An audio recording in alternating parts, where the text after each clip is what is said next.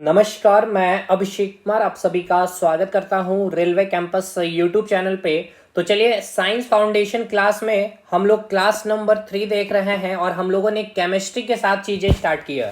ठीक है, केमिस्ट्री में हम लोग क्या देख रहे हैं? मोल कंसेप्ट। तो बिल्कुल परेशान नहीं होना भाई कि केमिस्ट्री ही क्या केवल आपका चलेगा, तो नहीं। केमिस्ट्री का एक टॉपिक खत्म तो फिर फिजिक्स में आएंगे, फिर बायोलॉजी में आएंगे। ऐसे क्या होगा कि आपका चैप्टर वाइज चैप्टर में आपका इंटरेस्ट भी बढ़ते जाएगा, आपको बोरियत भी फील नहीं होगी। और एक सबसे इंपॉर्टेंट बात, आपको ना केवल यहाँ पे थ्योरी दी जाएगी, ना केवल आपका न्यूमेरिकल्स दिया जाएगा, ना केवल पीवाई क्यू दिया जाएगा, आपको एक्सपेक्टेड क्वेश्चन भी कराए जाएंगे टॉपिक वाइज टॉपिक। एनसीईआरटी के जो एग्जाम्पलर क्वेश्चन है ये भी आपको कराए जाएंगे, मतलब पूरी तरह से। और यकीन मानिएगा, इसके अलावा आपको एक सिंगल लाइन जो आपको नोट्स दी जा रही है, तो भाई आप तो पहले सबसे पहले टेलीग्राम ग्रुप को ज्वाइन कर लीजिएगा। और जो अगर इंटरेस्टेड है, अगर आपको हमारी अच्छी लग रही है पढ़ाने का, जो भी मेरा जो अपना तरीका है और अपनी जो एक एक्सपीरियंस है 5 से 6 साल की, रेलवे में खुद एलपी टेक्नीशियन में हमने पेपर क्वालिफाइड किया। तो वो सारी चीज़ों को देख करके देखिए, मैटर ये करता है कि क्या आपको चीज़ें समझ में आ रही है। तो आप क्लास 1 देखिए, क्लास 2 देखिए, आज क्लास 3 देखिएगा। और इस एप्लीकेशन का लिंक आपको कमेंट सेक्शन में मिल जाएगा, आप यहां से जा करके एप्लीकेशन इंस्टॉल कर सकते हैं। अगर कोई डाउट है तो भी आप इस नंबर पे पूछ सकते हैं। पूरा कंप्लीट साइंस कवर कंप्लीट करवा दिया गया। इसमें और भी कुछ क्लासेस अभी आएगी, नोट्स वगैरह सब चीज अपलोडेड है, इन्वायरमेंट की क्लासेस भी अपलोडेड है। ठीक है, चलिए तो आज का सेशन हम लोग स्टार्ट करते हैं, जहां पे हम लोगों ने चीज़ों को ख़त्म किया था क्लास 2 में, वहां से हम लोग आगे चीज़ों को बढ़ाते हैं। तो देखिए, मैंने जैसा आपको कहा था कि पहले हमने थ्योरी कवर किया क्लास 1 में, क्लास 2 में मैंने आपका एक्सपेक्टेड क्वेश्चन करवाया है, और आज भी आपका एक्सपेक्टेड क्वेश्चन तो चलेगा, साथ के साथ पीवाई क्यू। जैसे कि आपने पीवाई क्यू का भी देखा है भाई, देख सकते हैं ग्रुप डी का ये पूछा गया सवाल है, ये ग्रुप डी का सवाल है। तो इस प्रकार से चीज़ें आपको यहाँ पे खत्म होगी। तो क्वेश्चन नंबर हम लोग कहाँ पे थे? तो हम लोग क्वेश्चन नंबर 10 तक चीज़ों को देख लिए थे, है ना? नहीं, हम लोगों ने क्वेश्चन 9 देखा था और क्वेश्चन 10 हम लोगों को करना था। तो चलिए क्वेश्चन 10 पढ़ते हैं कि क्या बोल रहा है आपसे। क्वेश्चन 10 में बोला गया है क्या कि 20 ग्राम ऑक्सीजन में कितने मोल होते हैं? ठीक है ना? क्या बोला गया है भाई कि 20 ग्राम ऑक्सीजन में कितने मोल होते हैं। देखिए, एक स्टूडेंट्स का कॉल भी आया था, उनके जो डाउट्स है पहले मैं वो क्लियर कर देता हूं।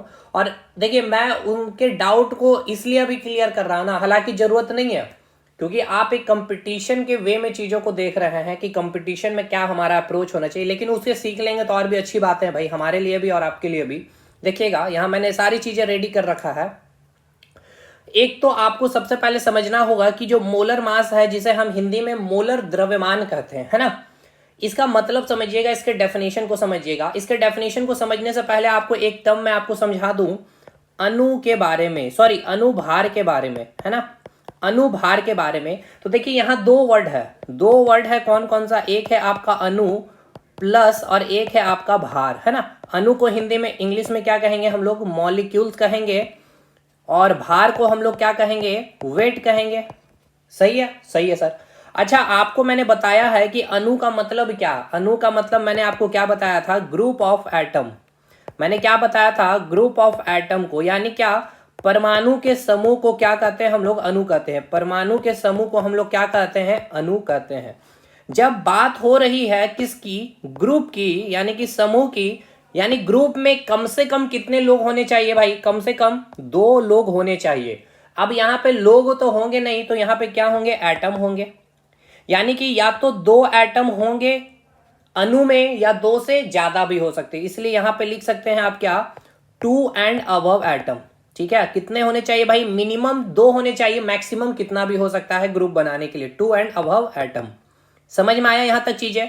आपने क्या समझा सर? अनुभार में आपने अणु को यह समझा कि हम अणु कहते किसको हैं? तो ग्रुप ऑफ एटम को, यानी कि परमाणु के समूह को हम अणु कहते हैं। और जब ग्रुप बन रहा है, समूह बन रहा है, तो उसमें कम से कम 2 तो एटम होने चाहिए।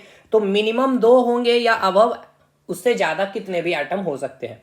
अब रही बात भार, तो भार को मैंने फिजिक्स में समझाया था, एक्सेलरेशन ड्यू टू ग्रेविटी। अगर आपने कंसेप्ट समझा है तो भार क्या होता है कि कोई भी प्लैनेट, कोई भी ऑब्जेक्ट को जिस फोर्स से, यानी कि जिस गुरुत्वाकर्षण बल से खींच रही होती है अपनी ओर, वो जो गुरुत्वाकर्षण बल होता है वही इक्वल्स टू उसका भार हो जाता है ना। यही बताया था। तो भार आपको समझ में आ रहा है, भार क्या हो गया? mg। तो ये तो आपका फिजिक्स का पार्ट है। भार यानी ऐसे भी समझिए कि एक प्रकार का भार क्या होता है भाई, भार यानी कि वेट क्या होता है, एक फोर्स होता है, एक न्यूटन में हम इसको रिप्रेजेंट करते हैं, ऐसा ही यूनिट। तो अनुभार आपको समझ में आ गया, ठीक है सर। अब इसका एक एग्जाम्पल से चीजों को समझिए। जैसे कि मैं एक एग्जाम्पल ले रहा हूं आपका H2O, ठीक है।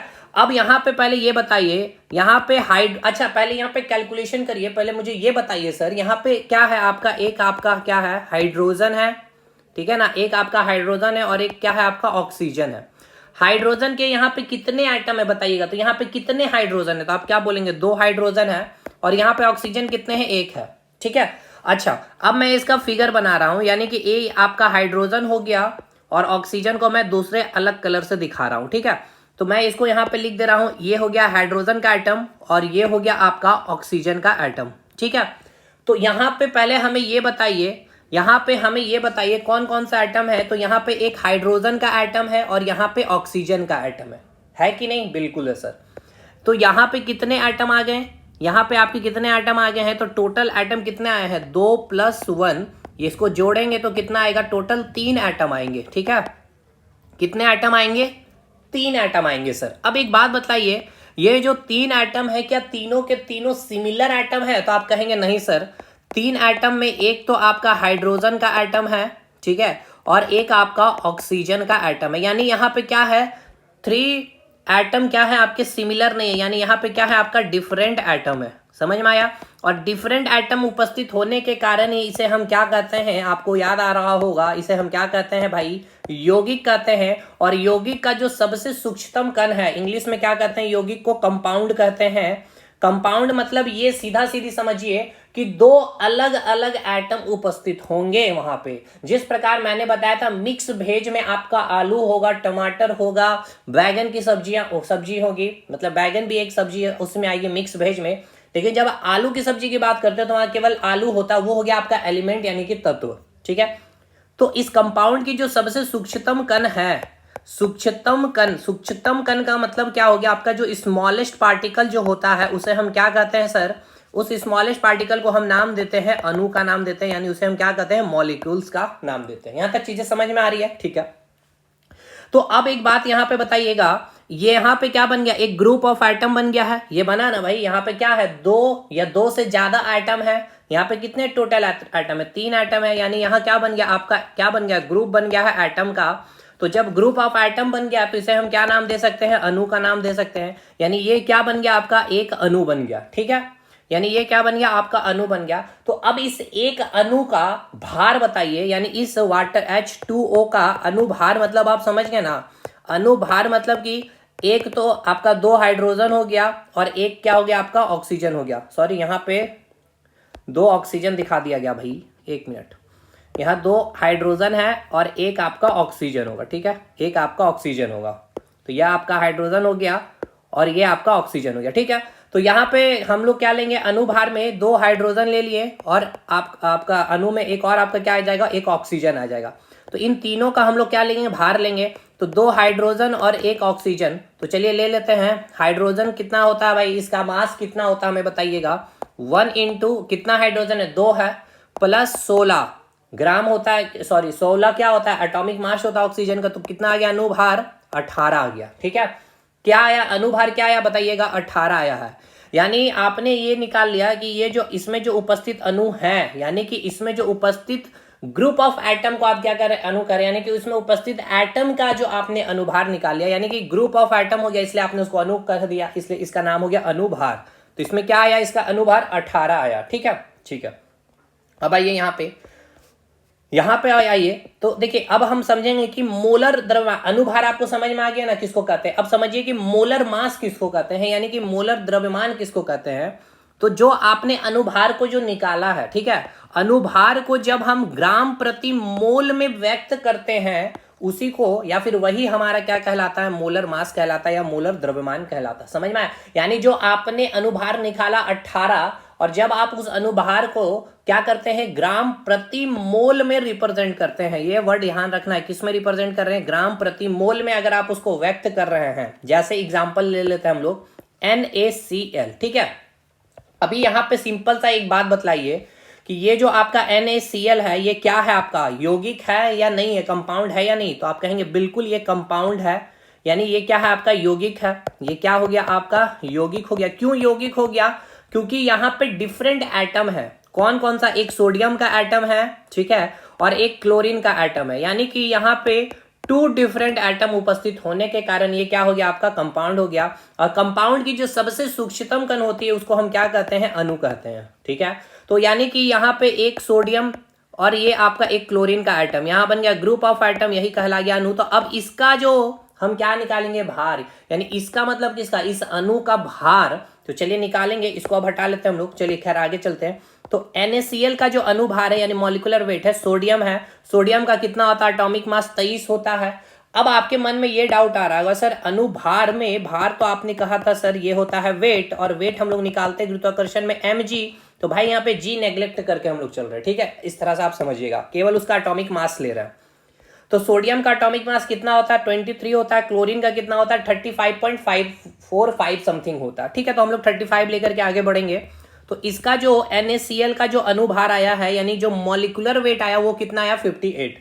अब ध्यान से समझिएगा, इस जो मॉलिक्यूलर वेट की जो हम लोग बात कर रहे हैं, यानी इस जो अणुभार की जो बात कर रहे हैं, इस अणुभार को जब हम ग्राम प्रति मोल में रिप्रेजेंट कर देंगे तो वही हमारा क्या कहेगा, मोलर द्रव्यमान कहलाएगा। यानी NaCl का जो मोलर द्रव्यमान है, यानी जो मोलर मास होगा वो 58 ग्राम पर मोल होता है। और इसी को आप क्या नहीं लिख सकते हैं, यानी आपने लिखा है 58 ग्राम पर मोल, यानी इसका मतलब आपने क्या लिखा है, 58 ग्राम, मतलब इसको आपने क्या लिखा, 58 ग्राम पर मोल, यानी कि पर मोल हो गया। यानी इसका मतलब क्या है, एक मोल में कितना ग्राम, 58 ग्राम। और ये किसका मोल ले रहे हैं आप, NaCl का, यानी 1 mole of NaCl equals to 58 gram. देखिए यहां से मोल को भी मैं आपको डिफाइन कर दे रहा हूं, कल भी मैंने किया था वैसे तो, और यही चीज मैंने बताया था भाई। देखिए यहां और मैंने खोल दिया है चीजों को। देखिए ये सब थोड़ी डिटेल, बहुत डिटेल हो जाती है ना 11th वगैरह में जब आप मोल कंसेप्ट को पढ़ रहे होते हैं। तो मैंने समझा कि भाई कंपटीशन के वे में, लेकिन कोई नहीं, आपका फोन कॉल और आपका डाउट मैं आपको यहाँ पे क्लियर कर रहा हूँ। अब आपने क्या पढ़ा था, आपने यही पढ़ा था कि एक मोल जो होता है किसी भी कंपाउंड या किसी भी यौगिक की या किसी भी तत्व या किसी भी एलिमेंट की, उसका जो भी मोलर मास होगा, ठीक है, किसमें, ग्राम में, वही क्या कहलाता है, एक मोल। तो देखिए NaCl का जो मोलर मास है, यही है ना भाई मोलर मास, किसमें है, ग्राम में, वही क्या कहला रहा है, एक मोल कहला रहा। तो मोल का भी मैंने डेफिनेशन क्लियर कर दिया है, और यहाँ पे आपका मोलर द्रव्यमान भी आपको समझ में आ गया, ठीक है। बताइएगा यहाँ तक चीजें। चलिए अब ये जो मैंने समझाया इसका मैं एक पहले क्वेश्चन आपको करवा देता हूं, तब आपको और मजा आएगा चीजें समझने में। देखिएगा क्वेश्चन क्या बोला गया है यहाँ पे, इस क्वेश्चन की बात कर रहे हैं, 0.5 मोल ऑफ SO2 का द्रव्यमान बताइए, ठीक है।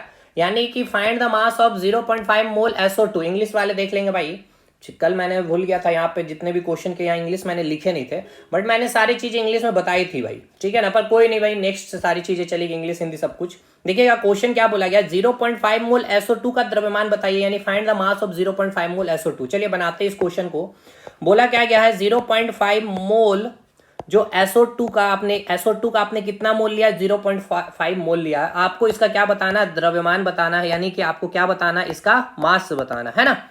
चलिए देखिए सबसे पहले हमें ये बताइएगा भाई, ये SO2 क्या है, कंपाउंड। मैं बहुत नीचे जा करके लेके चल रहा हूं आपको ऊपर, कि हर एक चीज आपको मैं समझा रहा हूं। SO2 क्या है, तो आप कहेंगे सर ये एक आपका यौगिक है, ठीक है। क्यों यौगिक है सर, क्योंकि 2 डिफरेंट एटम है, 2 डिफरेंट एटम है, इट मीन्स वो क्या हो जाएगा, कंपाउंड है, यानी कि 2 अलग अलग, यानी मिक्स वेजिटेबल। तो यौगिक है, यहाँ पे एक सल्फर है भाई, और यहाँ पे क्या है आपका 2 ऑक्सीजन है, ठीक है, 2 ऑक्सीजन है।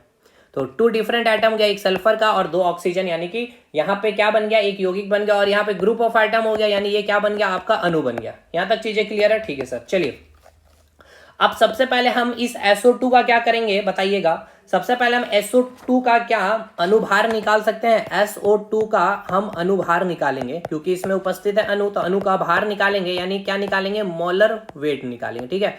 मोलर वेट क्या हो जाएगा, सल्फर का कितना होता है, एटॉमिक मास 32 होता है, ऑक्सीजन का 16 होता है, और 2 ऑक्सीजन है, यानी टोटल कितना आ गया, 64 हो गया अणुभार, ठीक है। तो जब हम इस अणुभार या इस मोलर वेट को हम किस में रिप्रेजेंट करेंगे, ग्राम पर मोल में, वही आपका क्या कहलाएगा भाई, मोलर मास कहलाएगा या मोलर द्रव्यमान। यानी कि SO2 का मोलर मास, ठीक है ना। क्या हो गया मोलर मास, यानी कि मोलर द्रव्यमान। क्या कहलाएगा, मोलर द्रव्यमान को आप क्या करेंगे, इस 64 यानी इस अनुभार को किस में रिप्रेजेंट करेंगे, पर मोल में, यानी कि ग्राम पर मोल में। तो यही क्या कहलाता है, मोलर मास कहलाता है। यानी कि 64 ग्राम पर मोल मतलब क्या है, एक मोल, 1 मोल ऑफ SO2, ठीक है ना। 1 मोल ऑफ SO2 में कितना ग्राम है, तो 64 ग्राम है, ठीक है। 1 मोल ऑफ SO2 में कितना ग्राम है, 64 ग्राम है। बट आपको पूछा कितना ग्राम मोल में, 0.5 मोल में। समझिए यहां मेरे को पता है कि जो SO2 का जो एक मोल में जो मास होता है वो 64 ग्राम होता है। और आप तो ऐसे भी समझे ना कि मोल जो SO2 का जो पूरा मोलर मास होता है वही इक्वल टू 1 मोल होता है। तो यहाँ पे इतना हमें करने की जरूरत नहीं है। देखिए यार मैं आपको बेसिक एकदम थ्योरेटिकल चीजें बता रहा हूँ, अभी मैं बता दूंगा फिर भी। तो ये 1 मोल का आपने ये निकाला, तो 0.5 मोल का आप नहीं निकाल पाएंगे। 0.5 मोल ऑफ SO2 क्या हो जाएगा, आधा हो गया मोल, तो ये भी आपका आधा हो जाएगा 32 ग्राम। अब देखिए कैसे इस क्वेश्चन को बनाएंगे हम लोग डायरेक्ट। देखिए 0.5 मोल SO2 में मास आपको बताना था, तो हमें क्या पता है भाई, एक मोल जो SO2 का होगा, एक मोल SO2 यानी कंपाउंड या यौगिक जो बोल सकते हैं, इसका जो भी मोलर मास है तो क्या लिखेंगे, 32 प्लस 32 यानी कि 64 हो गया, ठीक है। ये 1 मोल में इतना अनुभार है। अब इसी को हम लोग क्या लिख देंगे, अनुभार को जब मोलर मास में रिप्रेजेंट करेंगे तो 64 ग्राम पर मोल लिखते हैं। तो अब ये सब ऑब्जेक्टिव बनाने के लिए हम लोग ये सब नहीं लिखते हैं, ठीक है ना। बस इतना समझिए, यहाँ तो मैंने इतना आपको बता दिया। तो हमें पता ये चल गया है क्या कि एक मोल में कितना है अनुभार, SO2 का 64 है, और पूछा कितना है 0.5 मोल में, यानी मोल आधा हो गया तो अनुभार भी आधा हो जाएगा। यानी कि अनुभार 32 क्या हो गया, अनुभार क्या हो गया आपका 32 हो गया, SO2 का 32 हो गया है। तो इस अनुभार को आप मोलर मास में रिप्रेजेंट कैसे करेंगे, 32 ग्राम पर मोल। लेकिन ये पर मोल नहीं होगा, यहाँ पे 0.5 मोल में ही आप निकाले, ठीक है। किस में निकाल रहे हैं, 0.5 मोल में। यानी 0.5 मोल में कितना है मास इसका, 32 ग्राम। समझ में आया कि नहीं ये बताइएगा। चलिए अगले क्वेश्चन पे मेन आते हैं, कल जहां से हम लोग चीजें छोड़े थे। ये एक स्टूडेंट्स का डाउट था, मोलर मास वो समझ नहीं पा रहे थे, और कहीं वो देखे होंगे कि ग्राम पर मोल लिखा जा रहा तो उनको समझ नहीं आ रहा था। चलिए कोई नहीं, अब आपको आ गया होगा। हाँ तो हमारा क्वेश्चन कहाँ था, यहाँ पे हम लोग क्वेश्चन थे, क्वेश्चन नंबर 10th में थे, ठीक है। क्वेश्चन क्या बोल रहा है आपसे कि 20 ग्राम ऑक्सीजन में कितने मोल होते हैं। देखिए 20 ग्राम ऑक्सीजन में, एक मिनट भाई, 20 ग्राम ऑक्सीजन में, ठीक है ना, 20 ग्राम ऑक्सीजन में कितने मोल होते हैं। चलिए बनाते क्वेश्चन को। क्वेश्चन क्या बोला आपसे, आपको दिया गया है 20 ग्राम ऑक्सीजन, ध्यान दीजिएगा यहाँ पे, 20 ग्राम ऑक्सीजन में कितने मोल होते हैं, कितने मोल होते हैं। अब देखिए सबसे पहले आपको क्या डाउट यहाँ आना चाहिए, क्योंकि ये क्वेश्चन अभी आप नहीं बना पाइएगा अगर आपके पास ऑप्शन नहीं होगा। तो मैंने जरूर इसका ऑप्शन भी लिया होगा, बिल्कुल देखिए, ठीक है। और एग्जाम में तो आपको ऑप्शन मिलेगा ही, लेकिन अभी आप आइडेंटिफाई कैसे करेंगे सर कि यहाँ पे ऑक्सीजन में हम लोग O लेंगे या फिर O2 लेंगे, क्योंकि हमको इसका क्या निकालना होगा, मोलर मास निकालना होगा भाई। तो अगर हम ऑक्सीजन का मोलर निकालेंगे मास तो 16 आएगा, और इसमें हम क्या निकालेंगे, 16 दूनी 32, तो आंसर तो चेंज होगा ही होगा बिल्कुल। इसमें तो आपका 16 ग्राम ही आया, तो क्या लेंगे। और यहाँ पे अगर कहीं भी मेंशन नहीं है, अगर यहाँ मेंशन होता सर परमाणु तो हम ये फॉर्मूला यूज कर लेते हैं, अगर मेंशन होता अणु तो हम ये फॉर्मूला यूज कर लेते हैं, है ना भाई। अणु मतलब क्या, ग्रुप ऑफ एटम, यानी ग्रुप कब बनेगा, जब 2 या 2 से ज्यादा होंगे। परमाणु मतलब जो अकेले होगा, तो ये फॉर्मूला यूज करते हैं। तो ये कुछ भी चीजें मेंशन नहीं है, तो आपको दोनों लेकर के बनाना होगा और फिर आपको ऑप्शन चेकआउट करना होगा, ठीक है। यहाँ एक ऑप्शन मिसिंग है, मैं यहाँ ऑप्शन ठीक कर दे रहा हूँ। चलिए यहाँ आपका ऑप्शन था बोथ A एंड B, ठीक है। चलिए तो अब इसको हम लोग बनाते हैं दोनों केस में लेके। सबसे पहले हम लोग ले रहे हैं ऑक्सीजन, ये फॉर्मूला लेते हैं। तो आपको एक बात बतलाइए, ऑक्सीजन का जो मोलर मास होता है, समझ रहे हैं ना, मोलर मास क्या होता है, जो अनुभार होता है, उस अनुभार को जब हम किस में रिप्रेजेंट करते हैं, ग्राम प्रति मोल में रिप्रेजेंट करते हैं। तो जैसे पहले हम इस ऑक्सीजन का ही, ठीक है ना, एक बार अच्छे से बनाते हैं पूरा डिटेल करके, ठीक है, आपको भी समझ में आएगा। ऑक्सीजन यानी कि ये ऑक्सीजन की बात कर रहे हैं, ऑक्सीजन का अनुभार बताइए, लिख रहा हूं मैं, ठीक है, ऑक्सीजन का अनुभार। तो ऑक्सीजन का अनुभार यहाँ आप क्या लिखेंगे, 16। अब इस अनुभार को हम क्या लिखना चाह रहे हैं, मोलर मास में। तो ऑक्सीजन का मोलर मास कितना होगा, मोलर मास यानी आप समझ रहे हैं भाई, मोलर द्रव्यमान, बार बार नहीं लिखेंगे हिंदी में। तो जब आप इस अनुभार को ग्राम प्रति मोल में, तो ग्राम प्रति मोल में हम इसको रिप्रेजेंट कर दिए हैं। इसका मतलब ये कि 1 मोल ऑक्सीजन का जो है, ठीक है। 1 मोल ऑक्सीजन का जो है वो कितने ग्राम के बराबर है? 16 ग्राम के बराबर है। ठीक है, क्लियर है भाई। यानी आप यहाँ पे इसको जस्ट रिवर्स भी कर सकते हैं। 16 ग्राम में कितना मोल ऑफ ऑक्सीजन? 1 mole oxygen. ठीक है, लेकिन ओ है यहाँ पे ऑक्सीजन में, याद रखिएगा। आपसे दिया कितना गया है? 20 ग्राम में पूछा है ऑक्सीजन में कितने मोल होंगे। तो चलिए यहाँ 20 ग्राम कर देते हैं हम लोग। 20 ग्राम में कितना आ जाएगा भाई? तो 1/16 इंटू 20 आएगा, यानी इसको सॉल्व करेंगे। 4 चौके 16, 4 पचे 20, यानी आएगा ये क्या? 4 एकम 4, दूनी 8, पचे 20, 1.25 मोल ऑफ ऑक्सीजन। ठीक है, ये एक आ गया आपका। तो ये हमने इस फॉर्मूला पे लेके बनाया है। अब हम लोग इसी को क्या करेंगे? अब हम लोग जो ऑक्सीजन ले रहे हैं वो ऑक्सीजन गैस ले रहे हैं, यानी O2 ले रहे हैं। O2 का अनुभार अब हम लोग लिख रहे हैं। ठीक है, O2 का अनुभार, क्योंकि भाई ऑक्सीजन में आप O लीजिएगा, ये O2 यहाँ पे तो कुछ क्लियर ही नहीं है, ना अणु है ना परमाणु मेंशन है, तो फिर कैसे हम लोग डिसाइड करेंगे? तो दोनों लेके चलना पड़ेगा। तो अनुभार कितना हो जाएगा? 16 दूनी 32। अब इस अनुभार को आप ग्राम प्रति मोल में रिप्रेजेंट कर देते हैं, यानी कि 32 ग्राम प्रति मोल में अगर आप इसको लिख दिए हैं, इसका मतलब ये क्या हो गया आपका? इस ऑक्सीजन का O2 का क्या हो गया? मोलर द्रव्यमान हो गया। ठीक है, इस बार मैं हिंदी में लिख दे रहा हूं, ये क्या हो गया आपका? मोलर द्रव्यमान। तो यानी इसका मतलब क्या है? 1 मोल ऑफ O2 यानी ऑक्सीजन का कितना ग्राम होता है? 32 ग्राम होता है। ठीक है, यानी इसका रिवर्स लिखेंगे, 32 ग्राम में कितना मोल ऑफ ऑक्सीजन है? 1 मोल ऑफ O2 है। और आपसे पूछा कितना गया है? 20 ग्राम में पूछा गया। तो चलिए 20 ग्राम में निकाल देते हैं। 1/32 इंटू 20, तो 4 से सॉल्व करिए। 4 8 32, 4 पचे 20, यानी इसको सॉल्व करिएगा तो क्या होगा? 8 6 48, 20, 8 दूनी 16, 8 पचे 40, 0.625 मोल। तो अब ऑप्शन में देखते हैं कि क्या दिया, यानी इतना मोल है भाई 20 ग्राम अगर आप लेते हैं O2। ठीक है ना, यहाँ आप इसका मतलब समझे कि अगर 1 मोल ऑफ O2 होगा तो उसमें कितना ग्राम होगा? O2 ऑक्सीजन 32 ग्राम होगा। ठीक है, यानी कि 32 ग्राम जो ऑक्सीजन अगर आप ले रहे हैं उसमें कितना मोल होगा ऑक्सीजन का? 1 मोल होगा। लेकिन आपको लेना कितना था? 20 ग्राम लेना था, तो उसमें कितना मोल ऑफ ऑक्सीजन होगा? 0.625 मोल होगा।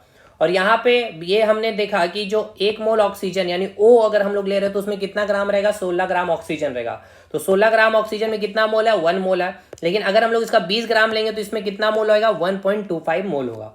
तो ऑप्शन जब आप देखेंगे तो यहाँ पे आपको मिलेगा 1.25 मोल भी है, 0.625 मोल भी है, इसीलिए इसका सही उत्तर है ऑप्शन डी। चलिए भाई, इस क्वेश्चन को यहाँ से हटा के हम लोग स्पेस लेंगे अगले क्वेश्चन के लिए। चलिए नेक्स्ट क्वेश्चन देखते हैं। यहां तक चीजें समझ में आ रही है ना आप लोगों को? चलिए 10वां क्वेश्चन कंप्लीट है आपका। अब हम लोग आते हैं 11वें क्वेश्चन पे। ठीक है, चलिए 11वां नंबर का क्वेश्चन क्या बोल रहा देखते हैं हम लोग। देखिए क्वेश्चन क्या बोला गया है कि CO2 के 44 ग्राम में मौजूद, बहुत अच्छा सवाल है आपका, बहुत अच्छा सवाल है, और ये मतलब विदाउट यूजिंग कॉपी पेन का सवाल है। लगेगा आपको बहुत टफ है ये क्वेश्चन, बट है बहुत ही आसान। CO2 के 44 ग्राम में, जो CO2 के 44 ग्राम यानी कि कार्बन डाइऑक्साइड गैस आपने कितना लिया? 44 ग्राम। ऐसे फील करके पढ़िए। तो उस 44 ग्राम कार्बन डाइऑक्साइड में CO2 के अणुओं की संख्या कितनी होगी? यानी कि आपने CO2 गैस कितना लिया, पहले ये बताइए। CO2 गैस आपने कितना लिया है भाई? 44 ग्राम लिया। ठीक है, मान के चलिए ये आपके पास कोई बैलून है, इस बैलून में आपने 44 ग्राम कार्बन डाइऑक्साइड गैस भर दिया। ठीक है, 44 ग्राम। तो भाई CO2 गैस है, तो पहले ये बताइए C एक हो गया आपका, ठीक है, और 2 क्या हो गया आपका? ऑक्सीजन हो गया। 2 क्या हो गया आपका? ऑक्सीजन हो गया, है ना। यानी इस कार्बन का एक आइटम ये हो गया, कलर चेंज कर दे रहे ना। चलिए ये हो गया आपका कार्बन का एक आइटम, और ये हो गया आपका ऑक्सीजन का 2 आइटम, है ना। यहाँ पे 2 ऑक्सीजन है तो यहाँ भी 2 ऑक्सीजन बना दिए। तो चलिए यहाँ लिख दे रहे, ये हो गया आपका ऑक्सीजन, ये हो गया आपका ऑक्सीजन, और ये हो गया आपका कार्बन। तो ये ग्रुप ऑफ एटम बन गया, ग्रुप ऑफ एटम बन गया, यानी क्या बन गया? ये अणु बन गया, यानी ये एक अणु बना है ना। ये क्या बना है? ये एक अणु बना है। ऐसे कितने अणु इस 44 ग्राम में उपस्थित है, हमें भैया बताइएगा। थोड़ा क्वेश्चन यही बोला आपसे कि CO2 के 44 ग्राम में मौजूद CO2 के अणुओं की संख्या बताइए, अणु की संख्या बताइए। अच्छा, आपको याद आ रहा है कुछ क्या कि आपको मैंने बताया था कि 1 मोल में कितना अणु होता है? 6.022 10⁻23 अणु होता है। यानी कि इसी आप या अणु भी लिख सकते हैं, या एटम लिख सकते हैं, परमाणु लिख सकते हैं, या आयंस लिख सकते हैं, है ना। लेकिन मैं अभी अणु, हम लोगों के पास क्वेश्चन इसलिए मैं अणु बोल दिया था। तो कितने होते? 1 मोल, यानी कि हम मोल की संख्या अगर निकाल लें तो फिर चीजें हम अच्छे से क्लियर कर आउट कर पाएंगे। तो सबसे पहले सर हमें क्या करना है, हमें करना कुछ नहीं है, सबसे पहले हम इस CO2 गैस का क्या करेंगे भाई, मोलर मास या पहले कह ले तो अनुभार निकालते हैं। तो चलिए इसका अगर हम अनुभार निकालेंगे तो क्या आएगा, कार्बन का कितना होगा 12 होगा, ऑक्सीजन का कितना होता 16 दूनी 32, यानी कि टोटल कितना आ गया 44। और इसी 44 को देखिए, मैं एग्जामिनेशन में ये नहीं करने आपको बोलूंगा भाई, डायरेक्ट आप मोलर मास निकालेंगे, इसलिए हम लोग डायरेक्ट लिखते हैं इसका मोलर मास। ठीक है, मोलर मास इसका लिखेंगे, इस CO2 का कितना आएगा 44 ग्राम पर मोल। ठीक है, 44 ग्राम पर मोल। इसका मतलब ये है, ये देखिए अब ये दोनों चीजें आपको नहीं लिखना है, डायरेक्ट एग्जामिनेशन में हमें इसका मतलब क्या आया कि 1 मोल ऑफ CO2 में कितना ग्राम होता है 44 ग्राम होता है ना। तो ये लाइन हम लोगों को डायरेक्ट लिखना है। ये कैसे निकलेंगे, तो भाई इसका मास हम लोग निकाल लेंगे, एटॉमिक मास कितना है, कार्बन का 12, ऑक्सीजन का 16, 2 ऑक्सीजन है तो 32 हो गया, 12 + 32 यानी कि टोटल 44 ग्राम होता है, यानी 1 मोल। तो वही तो मैंने डेफिनेशन बताया था ना भाई, कि कोई भी आपके पास कंपाउंड हो या फिर यौगिक हो या फिर तत्व या फिर एलिमेंट हो, उसका जो 1 मोल होता है, उसका जो मॉलिक्यूलर मास जो ग्राम में होगा, है ना, जो ग्राम में होगा वही 1 मोल होता है। यही तो मैं फर्स्ट डे से बतला रहा हूं, और यहाँ आज मैं आपको पूरा तोड़ के निकाल के दिखा दिया। ये आपका डाउट था, इसलिए मैं नहीं चाह रहा था ये चीज़ों में आऊँ, बट कोई नहीं, अच्छी हुई कि आ गए भाई, यहाँ पे आपको और भी चीज़ों में क्लियरिटी मिल गई। ठीक है, यानी सर हमें क्या पता चल गया सर कि 1 मोल जो CO2 है उसमें कितना ग्राम है भाई, कार्बन डाइऑक्साइड 44 ग्राम है ना, कितना है 44 ग्राम है। अब आपको पता है कि इस 1 मोल में कितने अणु होते हैं, 6.022 10⁻23 होते हैं, क्या होते हैं आपके अणु होते हैं। और आपको कितना ग्राम दिया हुआ है, तो भाई साहब हमें 44 ग्राम ही दिया हुआ है, तो भाई 44 ग्राम में कितना है, इसका मॉलिक्यूलर मास ही 44 ग्राम होता है, तो इतना ही ना अणु होगा। इसलिए विदाउट यूजिंग कॉपी पेन है आपका, ये छूने का नहीं है ये क्वेश्चन। ये हो गया ऑप्शन ए। यहां हम क्या करेंगे, देखिए क्वेश्चन कैसे बनेगा एग्जामिनेशन हॉल में। देखिए ये आप तब कर पाएंगे ना जब आप प्रैक्टिस, जितने मैं क्वेश्चन आपको प्रैक्टिस करा रहा हूं, इससे बाहर आपको करने की जरूरत भी नहीं है। अरे भाई आप कहीं के भी, मैं तो आप जो भी, आप चाहे जिनको भी टीचर को आप सम्मान से कहते हैं, मैं कोई ऐसा नहीं ईर्ष्या भाव से बोल रहा हूँ, आप रेल राजा के भी किताब को उठा लेंगे, है ना, उनके मोल कंसेप्ट के क्वेश्चन उठा लीजिएगा, आप उनके 100 क्वेश्चन 150 200 क्वेश्चन मिलेंगे, और मेरे में 50-60 क्वेश्चन, 50-60 क्वेश्चन भी मैं नहीं कहूँगा कि आप लगाइए, मैं जितना करवा दे रहा हूँ, क्योंकि उनका पूरा जो चीज़ें है ना भाई, एक क्वेश्चन एक कंसेप्ट है 10-10 12, तो ठीक है आपके प्रैक्टिस के लिए अच्छे हैं, समय है करिए। अदरवाइज जितना मैं करा रहा हूँ शिद्दत से इसी क्वेश्चन को, क्योंकि ये जो मैं अभी ये एक्सपेक्टेड क्वेश्चन जो आपका चल रहा है ना, 1 से लेकर के अभी 11वें क्वेश्चन तक पहुंचे हैं, अभी 4-5 क्वेश्चन अभी इतना हम लोग करेंगे, इसके बाद आप भाई किसी किताब के क्वेश्चन को बनाने लायक बन जाएंगे, अगर इसी को अगर आप 2 बार बना लेते हैं तो ठीक है। खैर बाकी तो आपको भी पता है, यूट्यूब की दुनिया में जो जितना ज़्यादा नाचता है उतना ही ज़्यादा उसको व्यू मिलता है, और स्टूडेंट उसके पीछे ही भागते हैं भाई। ठीक है, बाकी सब मोह माया है, और आप जब लाखों के संख्या में स्टूडेंट्स को पढ़ा रहे होते हैं तो वहाँ पे सिलेक्शन ऑटोमेटिक होता है, और सिलेक्शन स्टूडेंट की मेहनत से होती है। पहली बात तो ये, नो डाउट टीचर का बहुत बड़ा सहयोग होता है। तो अगर हमारे पास अगर 100 स्टूडेंट है और वहाँ पे हमने 10 रिजल्ट दे दिए हैं, मतलब आप परसेंटेज कैलकुलेशन करिए, 10 आउट ऑफ कितना 100 है, तो यानी कि आप परसेंटेज कैलकुलेशन यानी 10% रिजल्ट है भाई। आप लाखों में अगर 100 का अगर रिजल्ट दे रहे हैं, ठीक है, अगर आप लाखों में, इकाई दहाई सैकड़ा हजार 10,000 लाख, ठीक है, तो आपका कितना परसेंट आ रहा है आप ध्यान से दीजिएगा। ठीक है, ये आपका नीचे बच गया 100 में 1,000, ठीक है, 100 में 1,000 ये भी कट जाएगा भाई। अब 10 को यानी कि 0.1% आपका मान के चलते, अगर आप 1,000 भी सिलेक्शन दे रहे तो आपका 1% ही है भाई। तो ये समझिए, अब मैक्सिमम स्टूडेंट आपसे ही पढ़ रहा, ठीक है, लेकिन जिनका सिलेक्शन नहीं हो रहा उनके लिए भी आपको जवाब देना होना चाहिए, और क्यों नहीं हो रहा है उसके पीछे रीजन है। ठीक है, और जिनका हो रहा है उसके पीछे भी रीजन है भाई। वो छात्र का सिलेक्शन हो रहा है ना जो बहुत अच्छे लेवल पे है, कमजोर स्टूडेंट का सिलेक्शन कराना सबसे बड़ी जिम्मेदारी है भाई हमारी। ठीक है, तो आप एक बार पढ़िए शिद्दत से, नहीं होगा तो आप हमें बोलिएगा। और हुआ भाई, मैंने खुद किया ना पेपर, और मुझे पता है कि कहाँ दिक्कतें आपकी आएगी। खैर इन सब चीज़ों को छोड़िए। अच्छा, एग्जामिनेशन में कैसे बनाएंगे ये बने, देखिए CO2 के 44 ग्राम में मौजूद CO2 के अणुओं की संख्या। भाई CO2 का मैं मोलर मास निकालूंगा फटाफट, 12 + 16 × 2 = 32 यानी कि 44 ग्राम, यानी 1 मोल में कितना आएगा 44 ग्राम, यानी कि 1 मोल जो CO2 का वो कितने ग्राम के बराबर होगा 44 ग्राम के बराबर। इस 1 मोल में कितना अणु होता है 6.022 10⁻23 अणु। निकालना भी 44 ग्राम ही दे दिया आपको, 20 ग्राम देता है तो हम लोग आगे बनाते। मान के चलते कि अगर 20 ग्राम दे दिया हो रहता तो कैसे बनता, तो 44 ग्राम में इतना अणु है, 20 ग्राम में अब हम लोग निकालते हैं 6.02 टू 10⁻23 इंटू 20/44 करते हैं। 11 बार में कट गया, 5 बार में 20 को मल्टीप्लाई करके इतना आंसर हो जाता है अनु। ठीक है, चलिए आगे बढ़ते हैं हम लोग। अब यहां से जो क्वेश्चन आपको मिलेगा बहुत अलग लेवल पे और किसी रेल राजा की किताब में भी क्वेश्चन नहीं मिलेगा। ठीक है ना, पहली बात तो ये चीजें क्लियर रखिएगा। क्वेश्चन 11, अच्छा नहीं, एक और क्वेश्चन पहले कर लेते हैं। इस क्वेश्चन को भी हम लोग कोई इस क्वेश्चन का भाई इतना नहीं है, रिस्पेक्ट हमें नहीं देना इस क्वेश्चन पे भी, दम नहीं है इस क्वेश्चन में, इसीलिए। ठीक है, चलिए पहले लेकिन बना लेते हैं ना, हमारा तो काम है जरूर है बनाना इस क्वेश्चन को। क्या बोला गया क्वेश्चन, अगले क्वेश्चन से अच्छे क्वेश्चन आएंगे तो मैं उसके लिए बहुत अच्छे लेवल पर आपको दूंगा अभी कंसेप्ट। देखिए, ऑक्सीजन का ग्राम आणविक द्रव्यमान जो है 32 ग्राम है, समझिएगा। देखिए क्या लिखा भाई यहाँ पे, समझ में आ रहा है इस सेंटेंस को, अब आप समझ पा रहे होंगे अगर ईमानदारी पूर्वक क्लास किए हैं तो। देखिए ऑक्सीजन का पहले क्वेश्चन पढ़ते हैं, ग्राम आणविक द्रव्यमान 32 ग्राम है, ऑक्सीजन का घनत्व दिया हुआ है, ऑक्सीजन का ग्राम आणविक आयतन आपसे पूछा गया, यानी कि आपसे पूछा गया है वॉल्यूम बताइए साहब। देखिए यहाँ क्या दिया गया है, ऑक्सीजन का ग्राम आणविक द्रव्यमान, यानी कि अच्छा आणविक मतलब समझ लिया, अणु का द्रव्यमान दिया हुआ है 32 ग्राम।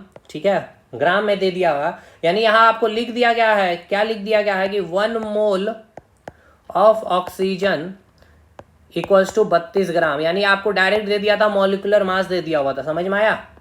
ये लाइन यही कह रहा है आपसे, यानी आपको मास कितना दे दिया गया है, आपको 32 ग्राम दे दिया है। डेंसिटी आपको दे दी गई है 1 पॉइंट कितना दिया गया डेंसिटी 1.429।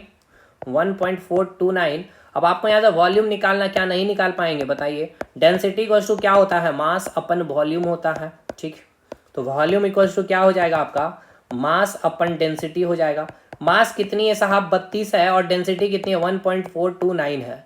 इसको आप अगर सॉल्व करेंगे तो 1000 ऊपर चले जाएगा, तो 1429 को आप 32,000 से अगर आप डिवाइड कर रहे होंगे तो क्या आएगा, 2 बार में अगर हम लेते हैं तो 2 9 18, 2 दूनी 4 1 5, 2 चौके 8, 2 एकम 2। ठीक है, तो आ गया कितना, 10 में से 8 जाएगा 2, 9 में से 5 जाएगा 4, 11 में से 8 जाएगा 3, इधर आ गया 0, 14 दूनी 28, 14 तिया 42। ठीक है, तो फिर से 2 बार में जाएगा ये, तो 22 समथिंग आ रहा है यहाँ पे, जो भी है भाई इसका कैलकुलेशन यहाँ पे आप कर लेंगे अब। ठीक है, अब यहाँ पे 22 पॉइंट समथिंग जो आएगा यही इसका क्या होगा, वॉल्यूम होगा, निकाल लेंगे, कुछ नहीं है भाई, इजी क्वेश्चन था ये, इसीलिए।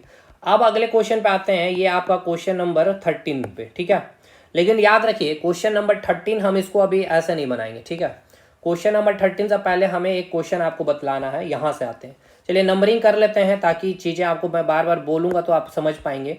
ये हो गया आपका क्वेश्चन नंबर 13, ये हो गया आपका क्वेश्चन नंबर 14, ये हमने कर लिया, क्वेश्चन 15 कल ही हमने किया है। ठीक है, ये हो गया आपका क्वेश्चन 16, ये हो गया आपका क्वेश्चन 17, ये हो गया आपका क्वेश्चन 18।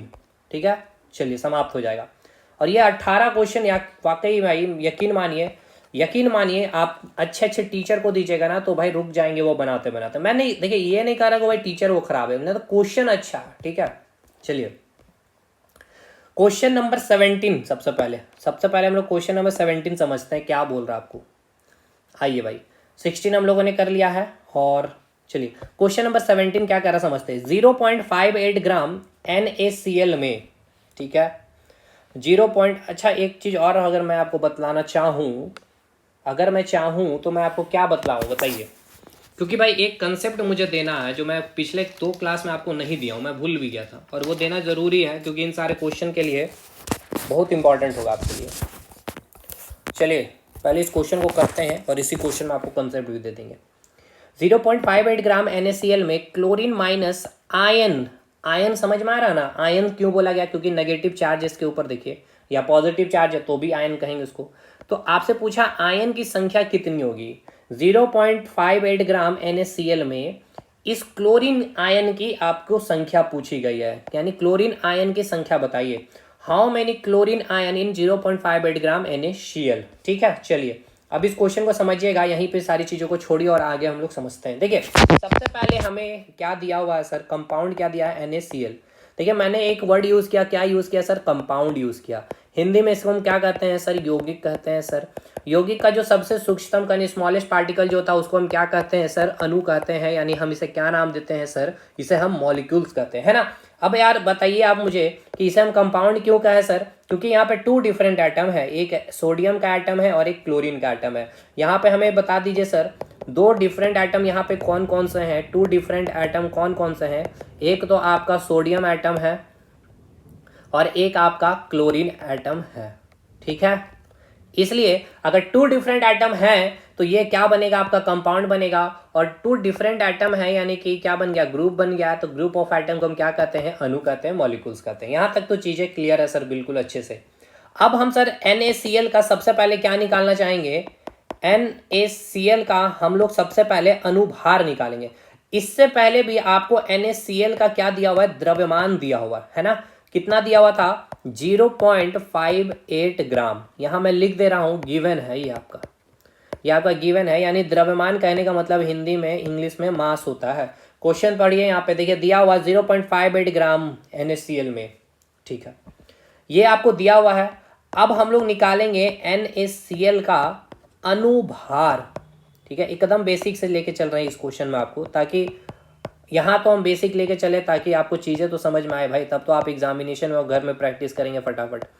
यानी इसका मोलर वेट की बात की जाए तो क्या हो जाएगा, सोडियम का कितना होता है, 23 होता है, और क्लोरीन का तो पॉइंट में आएगा 35.45, तो हम पॉइंट हटा करके, ठीक है, 35 रख रहे हैं, यानी कि अनुभार कितना आया, 58 आया है। और इस अनुभार को अगर आप किस में रिप्रेजेंट करते हैं, ग्राम प्रति मोल में रिप्रेजेंट कर देते हैं, यानी इसी को 58 ग्राम प्रति मोल इस प्रकार से अगर आप व्यक्त करते हैं, रिप्रेजेंट करते हैं, तो यही क्या कहलाएगा, NaCl का यही क्या कहलाएगा भाई, कई बार मैंने आपको बताया है, यही कहलाएगा मोलर मास। यानी हिंदी में मोलर ही कहेंगे और द्रव्यमान मास को कहते हैं। यहां तक चीजें क्लियर है। इसका मतलब क्या है सर, इसका मतलब यह है कि 1 मोल जो NaCl का है कितने ग्राम के बराबर है, 58 ग्राम के बराबर है, ठीक है। आपसे क्या पूछा है, आयन की संख्या बताइए, है ना। क्लोरीन आयन, आयन में भी किसका, क्लोरीन आयन का संख्या बताना। तो आपको पता है कि, आपको क्या पता है कि 1 मोल में कितने आयन होते हैं, 6.022 इंटू 10⁻23 आयन्स होती है, ठीक है, ठीक है सर। अब लेकिन हम ये तो आपका आयन की संख्या आप किस में निकाल दिए भाई, 1 मोल में आप निकाले हैं, किसका, NaCl में, ठीक। लेकिन हमें तो भाई ये नहीं, अच्छा 1 मोल ऑफ NaCl का मतलब क्या है, इसका मतलब ये है इसमें कितना ग्राम है, 58 ग्राम है। यानी कि 1 मोल NaCl में इतना अणु है, यानी कि कितना सोडियम क्लोराइड के कितना ग्राम है उसमें, 58 ग्राम है। लेकिन आपको जो आयन की संख्या जो निकालनी है, इतने ग्राम में निकालनी है, 0.58 ग्राम में निकालनी है, ठीक है भाई। तो सबसे पहले हम क्या करेंगे, यहां से हम टोटल नंबर ऑफ मोल निकालेंगे, ठीक है, NaCl की मोलों की संख्या, ठीक है ना। अच्छा एक बात बताइए, आपके माइंड में सवाल आना चाहिए, सर हम मोल की संख्या क्यों निकाल रहे हैं, NaCl में मोल की संख्या, ठीक है। सारी सवाल के मैं जवाब दूंगा। NaCl में मोलों की संख्या, ठीक है, मोलों की संख्या यानी कि नंबर ऑफ मोल्स, ठीक है, number of moles. Number of moles हम क्यों निकालते हैं, देखिए नंबर ऑफ मोल्स हम इसीलिए निकालते हैं क्योंकि हमको पता चलेगा कि उसमें कितना ग्राम है, ठीक है, उसमें कितना। जैसे हम 1 मोल बोल दिए NaCl बोल दिए, या अगर हम आपको बोल दिए 1 मोल ऑफ O2 यानी इसमें आ गया 32 ग्राम। अगर मैं बोल दूं 1 मोल ऑफ क्या क्या H2O यानी 18 ग्राम हो गया, डायरेक्ट अंडरस्टूड हो गया। 1 मोल ऑफ H2O मतलब 18 ग्राम ही होगा। क्यों होगा, H2 का कितना हो गया, 1 इंटू 2 ऑक्सीजन कितना हो गया, 16, तो 18 ग्राम। अगर मैं आपको बोल दूं 1 मोल ऑफ NH3 यानी कि नाइट्रोजन का कितना हो गया, 14, और ये हो गया 3 यानी कि 17 ग्राम हो गया। तो ये 1 मोल में अंडरस्टूड होता है कि जो कंपाउंड है उसका जो मोलर मास होगा ग्राम में, वही 1 मोल होता है, ठीक। तो अब यहां पे हम मोल की संख्या इसीलिए निकाल रहे हैं सर, क्योंकि हमें 58 ग्राम में तो निकालना नहीं है। 58 ग्राम में निकालना हो तो डायरेक्ट हम आंसर बोल देते थे इतना अणु होगा, सॉरी इतना आयन होगा। हमें तो गिवन है इतने में निकालना है, इतना मेरे पास सोडियम क्लोराइड है और मुझे बताना है कि सोडियम क्लोराइड में कितना क्लोरीन आयन है। अच्छा एक चीज और समझिएगा, यहीं पे मैं आपको अब कंसेप्ट दे रहा हूं जो मैं देना चाह रहा था। ये जो आपका NaCl है, ठीक है, तो NaCl अगर टूटेगा तो भाई सिंपल सी बात है, एक सोडियम में टूटेगा और एक क्लोरीन में टूटेगा, Na+Cl-। ये क्या हो गया, आपका सोडियम आयन है ना, बताइए ये आपका क्या है, सोडियम आयन है। हिंदी में भी भाई सोडियम आयन ही लिखेंगे, ठीक है। और ये आपका क्या है, क्लोरीन आयन है। ये क्या हो गया आपका, क्लोरीन आयन है। आयन क्यों कह रहे हैं, क्योंकि इसमें चार्ज है, पॉजिटिव और नेगेटिव चार्ज है। तो आपको पता करना है कि इस सोडियम क्लोराइड में इस क्लोरीन आयन की संख्या कितनी है। तो एक बात अब समझ लीजिए, यानी इसको हम इस प्रकार से भी लिख रहे हैं, NaCl जो आपका ब्रेक कर रहा है Na+Cl- में, ठीक है। तो याद रखिएगा जो सोडियम क्लोराइड का जितना नंबर ऑफ मोल आएगा, यानी कि मान के चलते इसमें नंबर ऑफ मोल आया है 0.5 मोल, ठीक है। तो इस 0.5 मोल में ध्यान से सुनिएगा, मैं कह रहा हूं आपको, जो NaCl का जो मोल होगा वही मोल उसमें उपस्थित जो परमाणु है, यानी कि इस NaCl में उपस्थित एटम क्या है, एक तो आपका सोडियम है, सोडियम एटम है ना भाई, और एक क्लोरीन है। तो जो NaCl का जो मोल है 0.5 मोल है, उतना ही मोल प्रत्येक परमाणु का होगा, इसका भी उतना ही मोल होगा, ठीक है। 0.5 मोल ही होगा, 0.5 मोल ही होगा। ये आपको इंपॉर्टेंट कंसेप्ट मैंने आपको दिया है। मैंने क्या बोला सर, कि अगर आपको पता है ये जो सोडियम क्लोराइड है इसमें आपको पता है कि इसका 0.7 मोल है, ठीक है। अगर इसका 0.7 मोल है तो इस सोडियम क्लोराइड में उपस्थित जितने भी एटम है, जैसे कि एक सोडियम है तो इसका भी 0.7 मोल ही होगा, ठीक है। और ये क्लोरीन है तो इसका भी 0.7 मोल, यानी कि इस सोडियम क्लोराइड में उपस्थित जितने एटम है NaCl, दो ही एटम है ना, एक सोडियम का एक क्लोरीन का, एक भाई सोडियम है और एक क्लोरीन है, तो इसका जितना टोटल मोल है वही मोल इसमें भी होगा, वही मोल इसका भी होगा, ठीक है। तो जो NaCl की मोल की संख्या होगी वही सोडियम यानी कि पॉजिटिव और क्लोरीन आयन की भी वही संख्या होगी, ठीक है। मोल की संख्या वही होगी दोनों में। समझ में आया मैं क्या बोला? बिल्कुल। चलिए यहां तक समझ में आया ना भाई?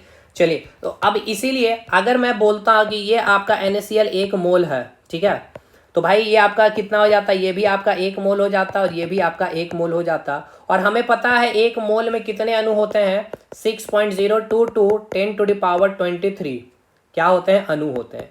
किसके अणु होंगे भाई? सोडियम के ही अणु होंगे और क्लोरीन के ही अणु होंगे। इट मीन्स इसमें अगर अगर आपको 1 मोल दिया हुआ रहता, ठीक है, यानी 1 मोल दिया रहता मतलब कितना ग्राम, अभी आपने निकाला कितना, 58 ग्राम, यानी 58 ग्राम में ही पूछता तो आप सोडियम के कितने आयन बोलते हैं बताइए? 1 मोल में कितने आयन हो गया? 6.022 10⁻23 सोडियम, या आप बोल सकते हैं इसमें 6.022 10⁻23 क्लोरीन माइनस आयन, ठीक है। क्लोरीन माइनस आयन, ये हो गया आपका सोडियम प्लस आयन।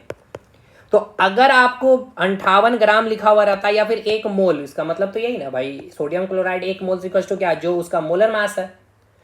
तो अगर 58 ग्राम रहता तो उसमें सोडियम आयन की संख्या पूछती तो भाई कितना होता, 6.022 10⁻23 आयन। अगर क्लोरीन आयन का संख्या पूछता तो आप बोलते 6.022 10⁻23 आयन।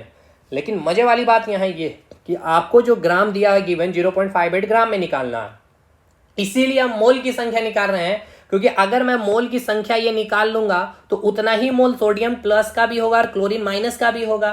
तो बस वहां से फिर हम कैलकुलेशन कर लेंगे। कैसे करेंगे कैलकुलेशन? चलिए देखिए, पहले हम NaCl में मोल की संख्या निकालते हैं। तो NaCl में मोल की संख्या कैसे निकालते हैं? दिया गया भार जो होगा, ठीक है, दिया गया भार, यानी दिया गया भार क्या होगा भाई, गिवन वेट है जो आपको दिया है, ठीक है, यानी कि गिवन मास जो आपको दिया हुआ है, अपन क्या होता है आपका मोलर मास होता है, ठीक है। अपन क्या होता है आपका मोलर मास। दिया भार क्या है आपका ये बताइएगा, 0.58 ग्राम दिया हुआ है, ठीक है। और आपका मोलर मास कितना आया है? ये आया है 58 ग्राम पर मोल आया, 58 ग्राम पर मोल आया है। तो भाई यहाँ से आप ग्राम से पहले ग्राम काटिएगा तो क्या आया आपके पास, 0.58, ये मोल ऊपर चला जाएगा, ठीक है, अपन 58। अब इसको सॉल्व आउट करिएगा तो यहाँ से आ गया 100 नीचे आ गया, 58 से ये 58 कट गया, यानी आपका जो नंबर ऑफ मोल आया है, यानी NaCl में जो मोल की संख्या आई है, NaCl में जो मोलों की संख्या जो आप निकाल लिए हैं, कितना आपने निकाला, 1/100 आया ना भाई, 1/100 मोल आया, यानी इसको आप क्या नहीं लिख सकते हैं, 0.01 मोल? बताइए लिख सकते हैं या नहीं लिख सकते हैं? यानी कि अगर 58 ग्राम की बात करें तो NaCl में कितना मोल, 1 मोल, लेकिन आपको यहाँ दे दिया गया था 0.58 ग्राम में, तो यहाँ पे आपका कितना मोल हो गया, 0.01 मोल हो गया। तो अब आपको पता करना है, यानी कि आपको यहाँ पे क्या दे दिया गया है, देखिए ये जो आपका NaCl है ये आपका कितना मोल हो गया, हमें ये बताइए। NaCl में यहाँ पे कितना मोल हो गया, यहाँ पे मोल हो गया 0.01 मोल हो गया, ठीक है। तो ये जब ब्रेक कर रहा है आपका एक सोडियम आयन में और एक क्लोरीन आयन में, तो यहाँ पे भी कितना सोडियम आयन का मोल होगा, 0.01 मोल होगा ना भाई। और इस क्लोरीन आयन का भी कितना होगा 0.01 मोल होगा कि नहीं बताइएगा। बिल्कुल होगा सर। यानी कि NaCl जो ब्रेक किया आपका Na प्लस में और Cl माइनस में, तो यहाँ पे इसका मोल की संख्या कितना आपका यहाँ 0.01 मोल। ठीक है, तो इस सोडियम प्लस में भी का भी कितना रहेगा मोल 0.01 मोल।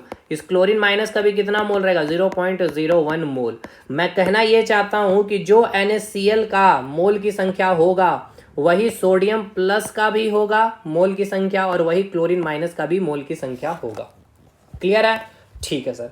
तो अब आपको पता है, आपको क्या पता है कि कलर चेंज करके लिखेंगे, थोड़ा मजा आएगा लिखने में। चलिए भाई, आपको क्या पता भाई, आपको पता है कि 1 मोल ऑफ NaCl यानी कि कितना ग्राम के बराबर होगा 58 ग्राम के बराबर होगा कि नहीं बताइएगा। इसमें कितने आयंस होंगे 6.022 10⁻23 आयंस होंगे। ठीक है, आयन किसके आयंस होंगे, सोडियम प्लस के आयन होंगे या फिर क्लोरीन माइनस के आयन होंगे। इसी के ना आयन होंगे भाई, इसी के ना आयंस होंगे। चलिए देखिए, यही ये लाइन मैंने लिखा, ये लाइन मैंने लिखा कि 1 mole of NaCl equals to 58 gram 6.022 10⁻23 ion. ठीक है, लेकिन भाई एक बात बताइए, ये जो आपका आयन की संख्या आप जो निकाल लिए सोडियम का या फिर क्लोरीन का 6.022 10⁻23 कितने मोल में निकाले, 1 मोल में और 58 ग्राम में।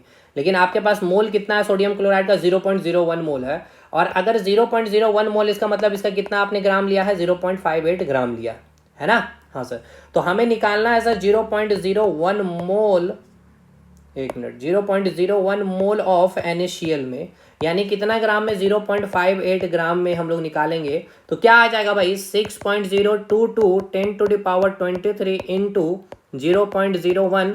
कितना, कौन सा आयन निकाले, क्लोरीन आयन, तो मैं क्लोरीन आयन लिख दे रहा हूँ। अब इसको आप सॉल्व नहीं कर पाएंगे बताइए, 100 आ गया नीचे, यानी कि 6.022 10⁻21 क्लोरीन माइनस आयन उपस्थित होंगे। बताइए समझने में कहीं तकलीफ है क्या इस क्वेश्चन में? मुझे नहीं लगता कि कहीं भी तकलीफ आया होगा। बन गया ये क्वेश्चन। अब यहाँ इतना मैंने समय इसीलिए लिया है ना, क्योंकि देखिए आपके एग्जाम में जो क्वेश्चन आया हुआ था, ये वाला क्वेश्चन आया हुआ, ये वाला क्वेश्चन जो आप देख रहे हैं, ये क्वेश्चन आपको पूछा गया है। तो अब इस क्वेश्चन को कैसे फटाफट बनाएंगे ना, इसलिए मैंने यहाँ पे इतना समय दिया आपको, इतना मैंने समझाया चीज़ों को। देखिए इतना मैंने समझाया भाई। चलिए ये हो गया, 17 क्वेश्चन क्लियर है। आइए भाई मजे आएगा, 18वें क्वेश्चन को भी करिए, बहुत शानदार क्वेश्चन है, बहुत मजा आएगा 18वें क्वेश्चन में भी। क्या बोला गया 18वां क्वेश्चन में, ध्यान से देखिएगा। निम्नलिखित में हाइड्रोजन परमाणु के कितने मोल उपस्थित है, how many mole of hydrogen atom present in following. 2 question है, आप पहले हमें बताइए 1.7 ग्राम अमोनिया में हाइड्रोजन परमाणु के कितने मोल उपस्थित हैं, और दूसरा क्वेश्चन है 0.02 मोल में कॉपर सल्फेट सॉल्यूशन में, कॉपर सल्फेट 0.5H2O में कितना मोल है ऑफ हाइड्रोजन है। क्वेश्चन समझ में आया होगा? नहीं आया होगा मुझे पता है, और नहीं आना भी चाहिए। क्यों आए भाई, जब तक हमारे साथ आप हैं और हम आपके साथ हैं, चीज़ें साथ में चल रही है तो चीज़ें समझ करके चलेंगे आगे आगे। क्वेश्चन ये है कि निम्नलिखित में हाइड्रोजन परमाणु के केवल हाइड्रोजन, देखिए ध्यान दीजिएगा यहाँ। अच्छा एक बात समझिए, कितने शानदार शानदार चीज़ें समझने के लिए इसमें, अगर आप देखेंगे तो देखिए यहाँ वर्ड यूज़ किया गया था परमाणु। परमाणु मतलब एटम। आप तो मजाक कर रहे सर, इंग्लिश हिंदी बोल रहे, नहीं भाई, इसका मतलब ये क्या होगा, ये अकेले अकेले होगा, यानी आलू वाली सब्जी, यानी एक एटम होगा, इसलिए तो यहाँ केवल हाइड्रोजन लिखा गया है। ठीक है, ना कि यहाँ पे सोडियम क्लोराइड लिखा। अगर सोडियम क्लोराइड लिखता तो यहाँ पे अणु की बात होती, एक सोडियम एटम होता, एक क्लोरीन एटम होता, ग्रुप ऑफ एटम होता तो ये अणु कहलाता। इसलिए यहाँ पे अणु नहीं लिख के एटम लिखा। समझ में आया? और एक लाइन का मतलब समझते चलिए। तो हाइड्रोजन परमाणु के कितने मोल उपस्थित है, हाइड्रोजन परमाणु के केवल आपसे पूछा गया। और यहाँ पे आप देखेंगे यहाँ अमोनिया दिया, तो अमोनिया का फॉर्मूला भी आपको पता होना चाहिए NH3।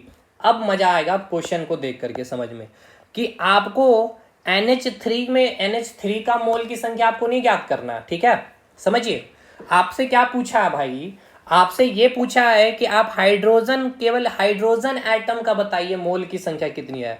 क्योंकि मैंने अभी आपको बताया था कि अभी आपको मैंने एक एग्जांपल दिया था NaCl का, जो आपका NaCl ब्रेक डाउन किया है Na प्लस में और Cl माइनस में, टूटा था ना साहब। तो मैंने ये कहा था कि इसकी जो मोल की संख्या होगी 0.01, तो ये भी इसकी मोल की संख्या वही होगी 0.01, 0.01 मोल की संख्या वही होगी सर। तो आपके माइंड में भी चल रहा होगा सर ये NH3 है भाई, तो यहाँ पे N है प्लस यहाँ पे 3 हाइड्रोजन होंगे, तो भाई इसका अगर 1 मोल है तो मान के चलते ये 2 मोल है, तो ये भी 2 मोल होगा सर, ये भी 2 मोल, ये आप कहें। लेकिन एक चीज़ को समझिए यहाँ पे, ठीक है ना, यहाँ पे समझिए, हमने यहाँ पे आपको ये कहा था कि हमने यहाँ पे आपको क्या कहा, हमने आपको ये यहाँ पे कहा था कि जो NaCl में जो मोल की संख्या है, यहाँ मैं लिख दे रहा हूँ 0.01 मोल, तो NaCl में जो मोल की संख्या है, NaCl में जो मोल की संख्या है, तो NaCl में उपस्थित प्रत्येक परमाणु, मैंने एक वर्ड यूज किया है प्रत्येक यानी ईच परमाणु, यानी कि सोडियम की भी उतनी मोल होगी, यहाँ पे भी मोल होगी। तो मान के चलिए NH3 का अगर 0.05 मोल है, तो यहाँ नाइट्रोजन है प्रत्येक की, तो इसका भी 0.05 मोल होगा सर। लेकिन भाई यहाँ पे 3 हाइड्रोजन है, तो यहाँ एक हाइड्रोजन का 0.05 मोल होगा। अगर 3 हाइड्रोजन है तो 0.05 इंटू 3 से मल्टीप्लाई करेंगे, समझे? इस डिफरेंस को समझिए। चलिए बाकी इस क्वेश्चन को करते हैं तो आपको पूरा चीज समझ में आएगा। चलिए इस क्वेश्चन को बनाते हैं अच्छे से हम लोग, ठीक। अब आप क्वेश्चन को समझने लायक बन गए ना, अब क्वेश्चन को बनाने लायक अब आपको मैं बनाता हूँ, ठीक है। देखिए हमें हाइड्रोजन परमाणु निकालना किसमें, अमोनिया में। तो सबसे पहले हम लिखेंगे NH3 को क्या कहते हैं, अमोनिया कहते हैं भाई। अब एक बात बताइए, अमोनिया है तो इसका सबसे पहले हम अनुभार निकालना चाहेंगे सर। क्या अनुभार आप हमें निकालने देंगे? अच्छा इससे पहले भी आप हमको ये बताइए, कुछ दिया हुआ का? हाँ जी दिया हुआ है ना, 1.7 ग्राम दिया हुआ, यानी कि NH3 का आपको द्रव्यमान दे दिया गया, ठीक है। द्रव्यमान गिवन है आपका, कितना गिवन है, 1.7 ग्राम गिवन है सर, ठीक है। तो हम सबसे पहले NH3 का क्या करेंगे, NH3 का हम सबसे पहले अनुभार निकालेंगे, ठीक है। हम अनुभार निकालेंगे, नाइट्रोजन का कितना हो गया 14, हाइड्रोजन का हो गया 3, यानी कि 17 हो गया। अब ये आया अनुभार, और इस अनुभार को अगर हम किस में रिप्रेजेंट कर दें, ग्राम प्रति मोल में, यानी कि 17 ग्राम प्रति मोल, इस प्रकार से अगर हम रिप्रेजेंट कर देंगे तो यही क्या हो जाएगा आपका, NH3 का क्या हो जाएगा, मोलर द्रव्यमान हो जाएगा। हिंदी में इंग्लिश में अब दोनों लिखना जरूरी है क्या? नहीं। मोलर द्रव्यमान यानी कि मोलर मास हो गया, यही हो गया। इसका मतलब क्या हुआ कि 1 मोल ऑफ अमोनिया में कितना ग्राम होता है, 17 ग्राम होता है। यानी इसी के इक्वल्स टू आप क्या लिख सकते हैं, 6.02 एवोगाड्रो नंबर, यानी कि, और इतना आपका पार्टिकल्स, या पार्टिकल्स को ही आप क्या लिखते थे, एटम, अणु या आयंस, ठीक है। ये मैं नहीं लिख रहा हूँ, ठीक है, ये आप समझ लेंगे क्योंकि इतने दिन से मैं लिखते आ रहा हूँ, 3 दिन से, तो आप समझ रहे होंगे। फिर भी मैं लिख दे रहा हूँ भाई, एटम, मॉलिक्यूल्स या फिर आयंस, ठीक है। तो 1 मोल ऑफ NH3 का मतलब कितना ग्राम, 17 ग्राम। कितना एवोगाड्रो नंबर, 6.022 10⁻23 होता है, ठीक है सर। अब एक बात बतलाइए हमें कि आपका ये जो NH, यहाँ पे लिखना सही होगा क्या? चलिए यहाँ पे आते हैं। यहाँ पे देखिए, यहाँ जो आपका NH3 की जो बात हो रही है, ठीक है, इस NH3 का कितना मोल आपने ले लिया सर, 1 मोल आपने ले लिया है, ठीक। 1 मोल आपने लिया, यानी इसका कितना ग्राम लिया है सर, 17 ग्राम लिया है। ये मैं नहीं कर रहा हूँ भाई, ये आप खुद कर, देखिए 1 mole of NH3 equals to 17 gram होता है, ठीक। तो हमें पता है नाइट्रोजन है यहाँ पे, और एक आपका क्या है, हाइड्रोजन है, ठीक है। तो नाइट्रोजन का कितना मोल होगा, 1 मोल होगा, ठीक है। हाइड्रोजन का भी कितना मोल होगा, 1 मोल होगा।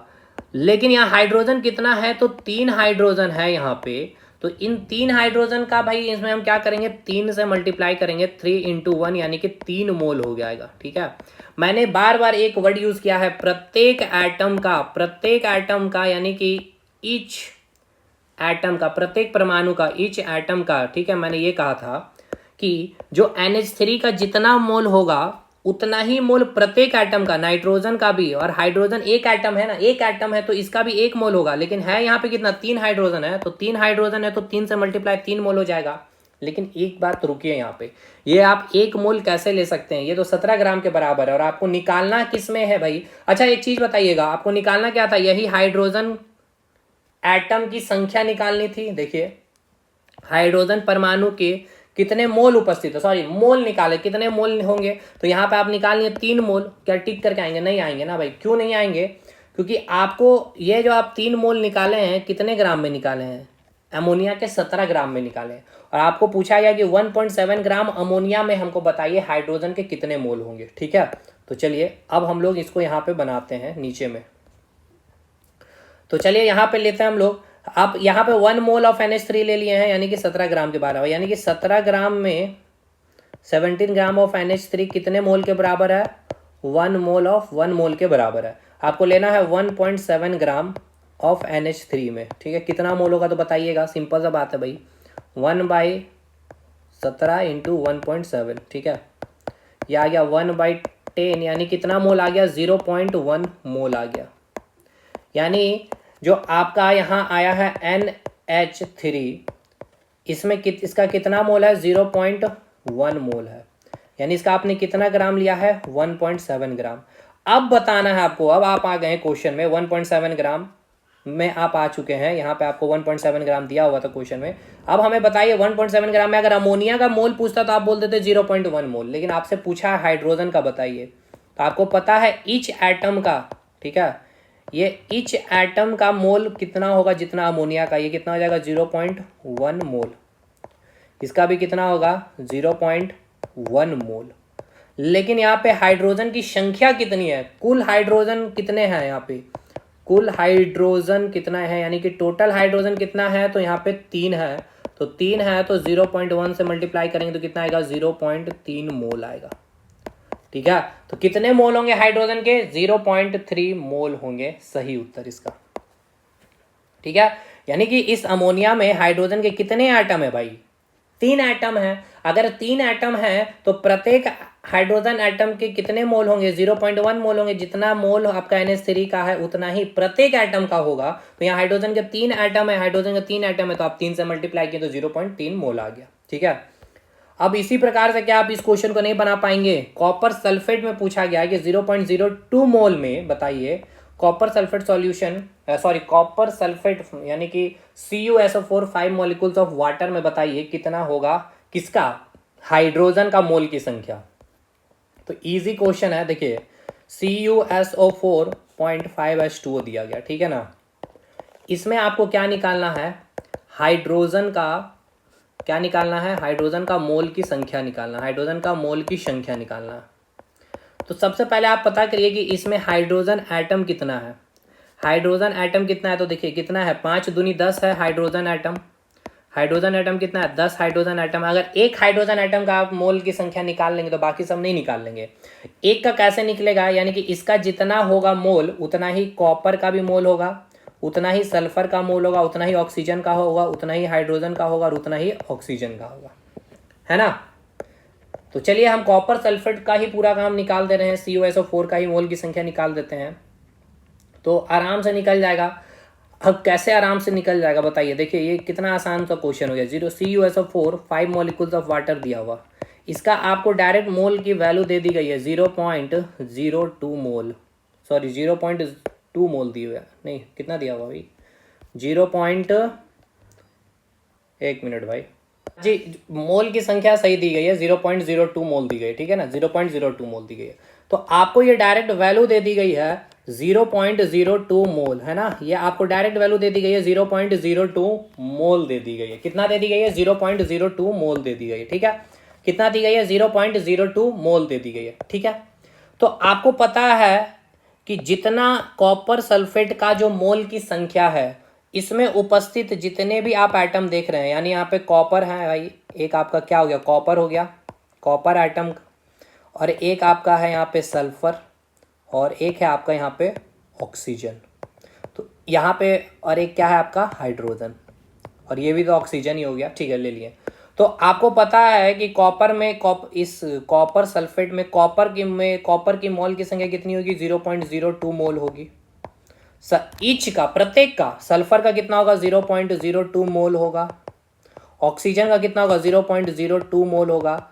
लेकिन ध्यान रखिएगा, एक ऑक्सीजन परमाणु का, यानी एक ऑक्सीजन एटम के मोल की संख्या, लेकिन ऐसे कितने ऑक्सीजन है यहाँ पे? तो देखिए 4 ऑक्सीजन है, यानी 4 इंटू 0.02 आप करेंगे तो 0.08 मोल हो जाएगा। उसी प्रकार हाइड्रोजन का कितना मोल होगा? 0.02 मोल होगा एक हाइड्रोजन का। लेकिन इसमें कितने हाइड्रोजन है? टोटल 10 हाइड्रोजन है। और अगर 10 हाइड्रोजन है तो एक हाइड्रोजन में मोल की संख्या कितनी है? 0.02। तो 10 में कितना आ जाएगा? सॉल्व कर लीजिए, तो यानी आ जाएगा 0.2 मोल आंसर। यानी कि कॉपर सल्फेट में यानी कि CuSO4 5 मॉलिक्यूल्स ऑफ वाटर में जो हाइड्रोजन की जो मोल की संख्या कितनी होगी, 0.2 मोल होगी। चलिए, अच्छे क्वेश्चन आपने क्लियर कर लिए हैं भाई, अच्छी प्रकार से आपने समझ लिया है। होप सो आपने समझा होगा। मैंने पूरी कोशिश की है आपने 100% देने का, आपको समझाने का। बाकी आप हमें कमेंट करके बताइएगा कि आप समझ पाएँ या नहीं पाएँ। अगर नहीं समझे आए तो आपको नंबर भी दिया है, आप डायरेक्ट मेरे से कांटेक्ट कर सकते हैं। चलिए, अब हम आते हैं इस क्वेश्चन पे। 13 क्वेश्चन देखिए हमारा कौन कौन सा क्वेश्चन बन गया भाई। ये हमने बना लिया, 17 बना लिया, 18 बना लिया हमने, 15 कल ही हम लोगों ने बना लिए हैं। बस 2 क्वेश्चन और बच गए हमारा, ठीक है ना। एक्सपेक्टेड बहुत अच्छे क्वेश्चन भाई। इसके बाद देखिए प्रीवियस ईयर क्वेश्चन तो आपके लॉलीपॉप लगेंगे, लॉलीपॉप लगेंगे भाई। इस लेवल पे आपने क्वेश्चन प्रैक्टिस कर लिए हैं। देखिए क्या है क्वेश्चन, क्वेश्चन नंबर 13। SO2 के 0.7 मोल में सल्फर के कितने परमाणु होते हैं। ये इक्वेशन तो मैंने लिख दिया है, लेकिन एग्जाम में ये इक्वेशन नहीं लिखा हुआ था, ठीक है। तो याद रखिएगा, यहाँ क्वेश्चन समझिए, क्वेश्चन फिर से समझिए भाई। हवाबाजी बात काम मत करिए कि बस पढ़ के निकल गया। समझिए क्या क्वेश्चन बोल रहा। SO2 यानी कि सल्फर डाइऑक्साइड के कितने मोल दिए गए हैं, 0.7 मोल दिए गए। सल्फर डाइऑक्साइड के कितने मोल, 0.7 मोल में सल्फर के कितने परमाणु होते हैं, सल्फर के कितने परमाणु होते हैं ये बताइए। हलवा क्वेश्चन। अब आपके लिए क्वेश्चन हलवा बन चुका है, क्योंकि मैंने इतना यहाँ लिख करके, इतना चीज़ें यहाँ मैंने लिख करके कहानी समझाएं, तो अब ये कहानी आपके लिए यहाँ पे कामगार लाभदायक साबित होनी चाहिए। कैसे, तो देखिए भाई सिंपल सी बात है। फिर से क्वेश्चन पढ़ के मैं आपको दिखाना चाहता हूँ कि आप समझ पा रहे कि नहीं। SO2 के 0.7 मोल में सल्फर के कितने परमाणु होते हैं भाई। अरे भाई समझिए, इस प्रकार से आप बात कर रहे हैं सर SO2 यानी सल्फर डाइऑक्साइड की, तो हमें पता है सल्फर डाइऑक्साइड का, फिर बेसिक लिखूं, थोड़ा सा मैं लिखूंगा। सल्फर डाइऑक्साइड का सर सबसे पहले मैं आपको बताना चाहता हूं, अनुभार निकालना चाहता हूं। इसका अनुभार मैं निकालूंगा सल्फर का 32 प्लस ऑक्सीजन का 16 दूनी 32 यानी कि 64। इस अनुभार को जब हम ग्राम प्रति मोल में रिप्रेजेंट कर देते हैं ना सर, तो यही बन जाता है मोलर द्रव्यमान, ठीक है। यही बन जाता है मोलर मास। यानी इसका मतलब क्या है कि 1 mole of sulphur dioxide equal to कितना ग्राम, 64 ग्राम, ठीक है। यही ना इसका मतलब है। यानी इसका मतलब अब यहाँ से हम इसको हटा रहे पूरा, ठीक है, ये हटा रहे। अब इसको हटा के अब जो मैं चीज़ें लिख रहा हूँ, देखिए एग्जामिनेशन में ऐसे चीज़ें आपकी चलनी चाहिए। इसका मतलब ये कि सल्फर डाइऑक्साइड का जब हम 1 मोल की बात कर रहे होंगे तो कितने ग्राम की बात हो रही होगी, 64 ग्राम की बात हो रही होगी। तो इसका मतलब ये है कि 1 मोल है तो सल्फर डाइऑक्साइड के उपस्थित सारे परमाणु यानी एक आपका क्या है, सल्फर एटम है, और आपका एक कौन सा एटम है, ऑक्सीजन एटम है, ठीक है। तो इसके कितने मोल होंगे, इसके भी आपके 1 मोल होंगे, और इसके भी कितने मोल होंगे सर, 1 मोल होंगे। लेकिन ऑक्सीजन है कितना यहाँ पे, 2 ऑक्सीजन। यहाँ पे एटम कितना है, ऑक्सीजन के यहाँ पे 2 एटम है। अगर 2 एटम है तो यहाँ पे कितना मोल हो जाएगा, 2 × 1 यानी कि 2 मोल हो जाएंगे, ठीक है, कोई दिक्कत नहीं है। लेकिन आपको क्वेश्चन क्या बोला है सर कि यहाँ पे 1 मोल नहीं है, यहाँ पे बोला गया है कि हम सल्फर डाइऑक्साइड के 0.7 मोल की बात कर रहे हैं।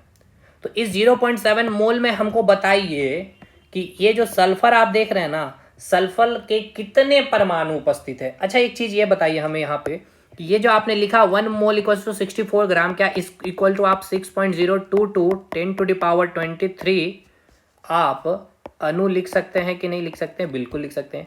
अणु क्यों लिखा सर यहाँ पे, क्योंकि यहाँ पे एक तो आपका सल्फर है और एक आपका ऑक्सीजन है, ग्रुप ऑफ एटम है, 2 डिफरेंट एटम, यहाँ पे इतने अणु है, ठीक है। ठीक है सर, क्वेश्चन फिर से पढ़िए। क्वेश्चन में बोला गया है कि सल्फर डाइऑक्साइड के 0.7 मोल में कितना मोल लेना, मुझे 0.7 मोल लेना है, और मुझे बताना है सल्फर के कितने परमाणु होंगे। यानी कि अब यहाँ पे मैं कर रहा हूँ, कुछ चीज़ों को हटा रहा हूँ, यानी कि अब मैं हटा दे रहा हूँ ताकि आपको अच्छे से समझ में आया। यहाँ से इसको मैं हटा रहा हूँ, ठीक है। यानी कि आपको दे दिया गया है यहाँ पे कितना मोल, यहाँ दिया गया है 0.7 मोल, जो आपका SO2 आपको दिया गया, ठीक है। तो आपको पता होना चाहिए कि जो सल्फर है और ये जो ऑक्सीजन होगा, ठीक है, इसको भी हटाइए। तो अब इस सल्फर के कितने मोल होंगे, तो इसके कितने मोल होंगे, 0.7 मोल होंगे। क्या तकलीफ समझने नहीं, एक ऑक्सीजन के कितने मोल होंगे, इसमें 0.7 मोल होंगे। तो यहाँ पर ऑक्सीजन के 2 एटम है, तो ऑक्सीजन के 2 एटम, तो इसमें कितने मोल आएंगे, 0.7 यानी कि 1.4 मोल हो जाएंगे। अब यहाँ पे हमें रुकना नहीं है भाई, अब एक बात बताइए, 0.7 मोल, यहाँ इसको रहने दीजिए, चलिए। अच्छा, अब हमें निकालना क्या, पहले बताइए। हमें निकालना सर कि ये जो सल्फर है ना, इस सल्फर में कितना, इस सल्फर की कितना मोल है, 0.7 मोल है सर, मुझे तो पता चल गया। लेकिन मुझे निकालना क्या है सर, देखिए मुझे सर एग्जामिनेशन में ये क्वेश्चन पूछ लिया है कि मुझे बताना है कि ये जो सल्फर देख रहे हैं, ये सल्फर के कितने परमाणु होते हैं इस 0.7 मोल में। यानी जो 0.7 मोल जो है, इसमें सल्फर के कितने एटम है, एक एटम, दो एटम, तीन एटम, ऐसे करके है ना भाई, ये सारे के सारे किसके एटम होंगे, सल्फर के। ऐसे कितने एटम है इस 0.7 मोल में, बता दीजिए मुझे। तो भाई नहीं बता पाइएगा आप। आपको पता है कि 1 मोल ऑफ सल्फर में कितने एटम होंगे, 6.022 10⁻23 एटम होंगे।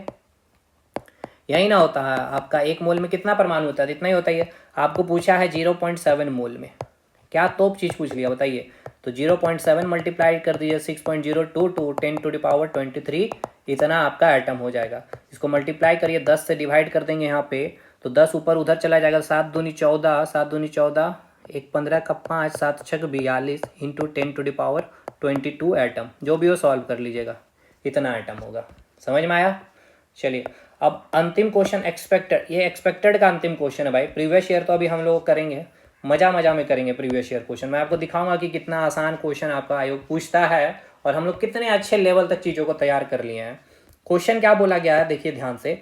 सोडियम सल्फेट पानी में इस प्रकार विघटित होता है, और ये इक्वेशन दिया हुआ रहेगा एग्जाम में, ठीक है। इस प्रकार पानी में विघटित होता है, किस प्रकार, तो Na2SO4 2Na प्लस में टूट गया है और SO4 2 माइनस में ब्रेक डाउन कर गया, ठीक है। पानी में विघटित हुए हैं, ठीक है। यहां तक चीजें क्लियर है कि नहीं, ये बताइएगा। पानी में क्या है भाई, विघटित है, पानी में विघटित हुए हैं। तो सोडियम सल्फेट के 1 मोल, देखिए सोडियम सल्फेट के कितने मोल लेने हैं आपको, 1 मोल युक्त घोल में कुल आयन की संख्या क्या है। आयन की बात कर ली है, मतलब क्या हो गया भाई, पॉजिटिव नेगेटिव चार्ज होंगे। तो देखिए सोडियम प्लस है, SO4 2 माइनस है, ठीक है। चलिए इस क्वेश्चन को बनाते हैं। अच्छा इंग्लिश वाले समझ में आया, देखिए सोडियम सल्फेट जो बोला गया है कि ब्रेक डाउन हुआ है आपका 2Na प्लस और SO4 2 माइनस, ठीक है। तो बोला गया है कि 1 मोल ऑफ Na2SO4 में फाइंड आउट करिए हाउ मेनी ऑफ आयंस, ठीक है। 1 mole of Na2SO4 how many of ions are present, ये आपको निकालना है। चलिए अभी हम आपको समझा भी देते हैं अच्छे से क्वेश्चन को। और भी पहले आप लिखिए, पहले आप इक्वेशन को लिखिए। क्या लिखा गया है, Na2SO4, ये ब्रेक डाउन हुआ आपका Na प्लस में और SO4 2 माइनस में, ठीक। अब इस इक्वेशन को हम लोग बैलेंस करेंगे। यहाँ पे सल्फर 1 है, यहाँ भी सल्फर 1 है, यहाँ ऑक्सीजन 4 है, यहाँ भी ऑक्सीजन 4 है, ये बैलेंस है आपका, ठीक है भाई, ये आपका बैलेंस है। अब आइए लेफ्ट साइड में देखिए, सोडियम कितना है, 2 है, यहाँ सोडियम 1 है, तो यहाँ पे हम सोडियम 2 कर लेंगे। ये हो गया आपका इक्वेशन बैलेंस। इक्वेशन बैलेंस करना आपको ध्यान रखना है। अब आपको क्या बोला है कि आपको फाइंड आउट करना है, आपको फाइंड आउट क्या करना है, यहाँ पे आपको फाइंड आउट करना है आयंस की संख्या, यानी आपको फाइंड आउट करना है आयंस की संख्या। कितने मोल ऑफ Na2SO4 में आपको 1 मोल ऑफ Na2SO4 में आपको बताना है कि कितने आयंस उपस्थित हैं। तो आपको पता है, आपको क्या पता है कि आपको पता है कि 1 मोल ऑफ Na2SO4 की अगर हम बात करेंगे तो 1 मोल ऑफ सोडियम सल्फेट में कितने आयन होंगे भाई, 1 मोल में कितना आयन होता है, 6.022 10⁻23 आयन होता है ना भाई। अब आप इस इक्वेशन को ध्यान से देखिएगा, यहाँ पे जो आयन है ये कौन सा आयन है, ये आपका सोडियम आयन है, ये आपका क्या है, सोडियम आयन है। और ये क्या है आपका, सल्फेट आयन है। हिंदी में भी हमको इसको यही कहेंगे, सल्फेट आयन। तो हिंदी में आप खुद से लिखिए, ये आपका क्या है, सल्फेट आयन है। ये क्या आपका सल्फेट आयन है, ये क्या आपका सल्फेट, यानी कि 2 आयन है यहाँ पे, एक है आपका सोडियम आयंस और एक है आपका सल्फेट आयन, ठीक है। अब ध्यान से देखिएगा, आपको यहाँ पे क्या मैं लिखा हूं कि 1 मोल ऑफ Na2SO4 में यहाँ पे जो उपस्थित सोडियम, एक सोडियम किस कौन कौन सा आयन है, कौन कौन से एलिमेंट के आयन है, तो एक सोडियम आयन, एक सोडियम का है और एक सल्फेट का आयन है ना, सोडियम का आयन है और सल्फेट का आयन है। लेकिन आप इस इक्वेशन में देखिए, ये सोडियम आयंस कितने हैं, यहाँ पे 2 है, ठीक है, कितना है यहाँ पे 2 है, ठीक है सर। और यहाँ पे सल्फेट कितना है, यहाँ पे 1 है, कुछ नहीं लिखा होता मतलब क्या है आपका 1 है, यानी यहाँ पे कितना हो गया आपका 1 हो गया। बताइए यहाँ तक समझने में आया, कोई दिक्कत है तो बताइएगा। यानी ये जो आपका, ये जो आगे संख्या लिखा हुआ है 2 और यहाँ आगे लिखा हुआ है 1, है ना, यही लिखा हुआ क्या भाई, बताइए, यही लिखा हुआ ना। ये आपका क्या लिखा 1, यानी कि 1 मोल ऑफ Na2SO4 में 2 मोल ऑफ सोडियम आयंस है और 1 मोल ऑफ सल्फेट आयंस है। नहीं आएगा ना समझ में, इसको हम और आसान कर देते, चलिए कोई बात नहीं। देखिए आपको मैंने क्या बताया था आपको, अच्छा क्वेश्चन पहले देखिए, क्वेश्चन में आपको क्या बोला है यहाँ पे, क्वेश्चन पहले देखिए कहाँ गया भाई क्वेश्चन, ये रहा क्वेश्चन, ठीक है। क्वेश्चन में क्या बोला है, सोडियम सल्फेट जो है आपका, है ना, सोडियम सल्फेट का कितना लेना है, 1 मोल लेना। तो देखिए यानी आपको यहाँ पे, इसको मैं और थोड़ा सा इजी कर दे रहा हूँ। देखिए Na2SO4, इसको ऐसे करेंगे ना तो आपको और अच्छे से समझ में आएगा। इसका आपको दे दिया है भाई 1 मोल, तो यहाँ पे आपका क्या है, एक सोडियम है और एक क्या है आपका Na2 है, और यहाँ पे क्या आपका एक सल्फेट है SO4 है, ठीक है, SO4 है।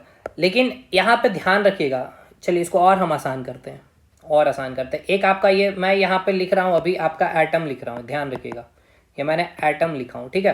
ये आपका एक सोडियम एटम है, एक आपका सल्फर एटम है, और एक आपका क्या होगा, ऑक्सीजन एटम, यही होगा ना भाई।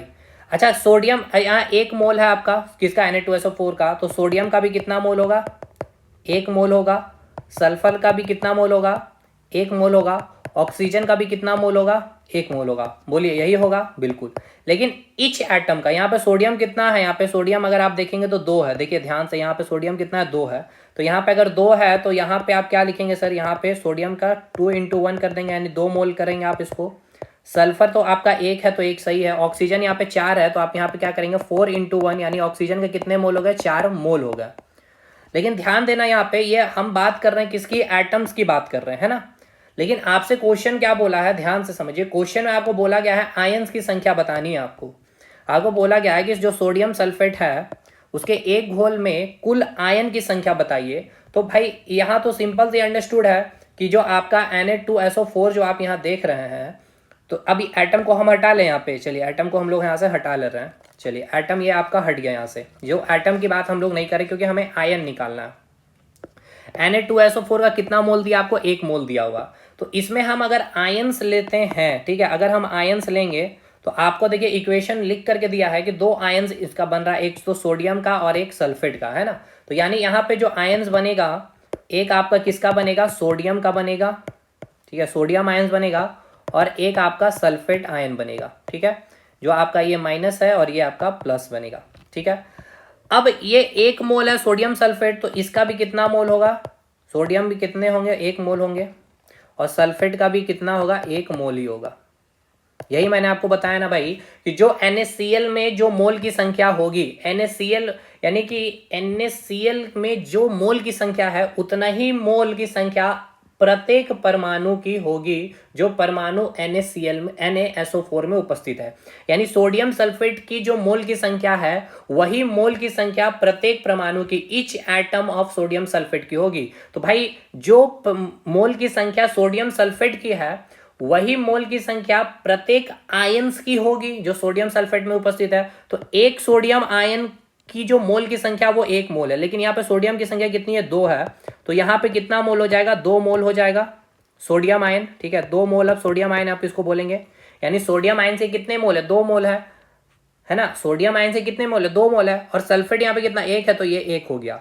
तो आप इसको देखिए, यहाँ पे ध्यान से अब इसको देखिए, यानी 1 मोल ऑफ Na2SO4 में आपको क्या मिल गया, 2 मोल ऑफ सोडियम आयन मिला है, क्या मिला है, 2 मोल ऑफ सोडियम आयन मिला है Na+, 2 mole of sodium ion मिला है ना भाई, अभी मैंने आपको निकाल के दिखाया, 2 मोल ऑफ सोडियम आयन हुआ, ये रहा आपका 2 मोल ऑफ सोडियम आयन हुआ। कैसे हुआ, मैंने अभी आपको बताया कि सोडियम सल्फेट में जितने मोल की संख्या होगी उतना ही प्रत्येक आयंस की, या एटम बोलिए, लेकिन हमें आयंस निकाला, इसमें आयन, तो सोडियम कितने आयन है, 2 आयन है, तो 2 से मैं मल्टीप्लाई कर दिया हूँ, और सल्फेट 1 ही है तो सल्फेट को मैं 1 से ही मल्टीप्लाई करता हूँ, 1 मोल है। तो अब सल्फेट के कितने आयन है भाई बताइएगा, सल्फेट आयन के कितने मोल है, तो यहाँ पे 1 मोल आप लिखेंगे, इसके सल्फेट के कितने लिखेंगे, 1 mole of sulphate ion SO4 minus ion.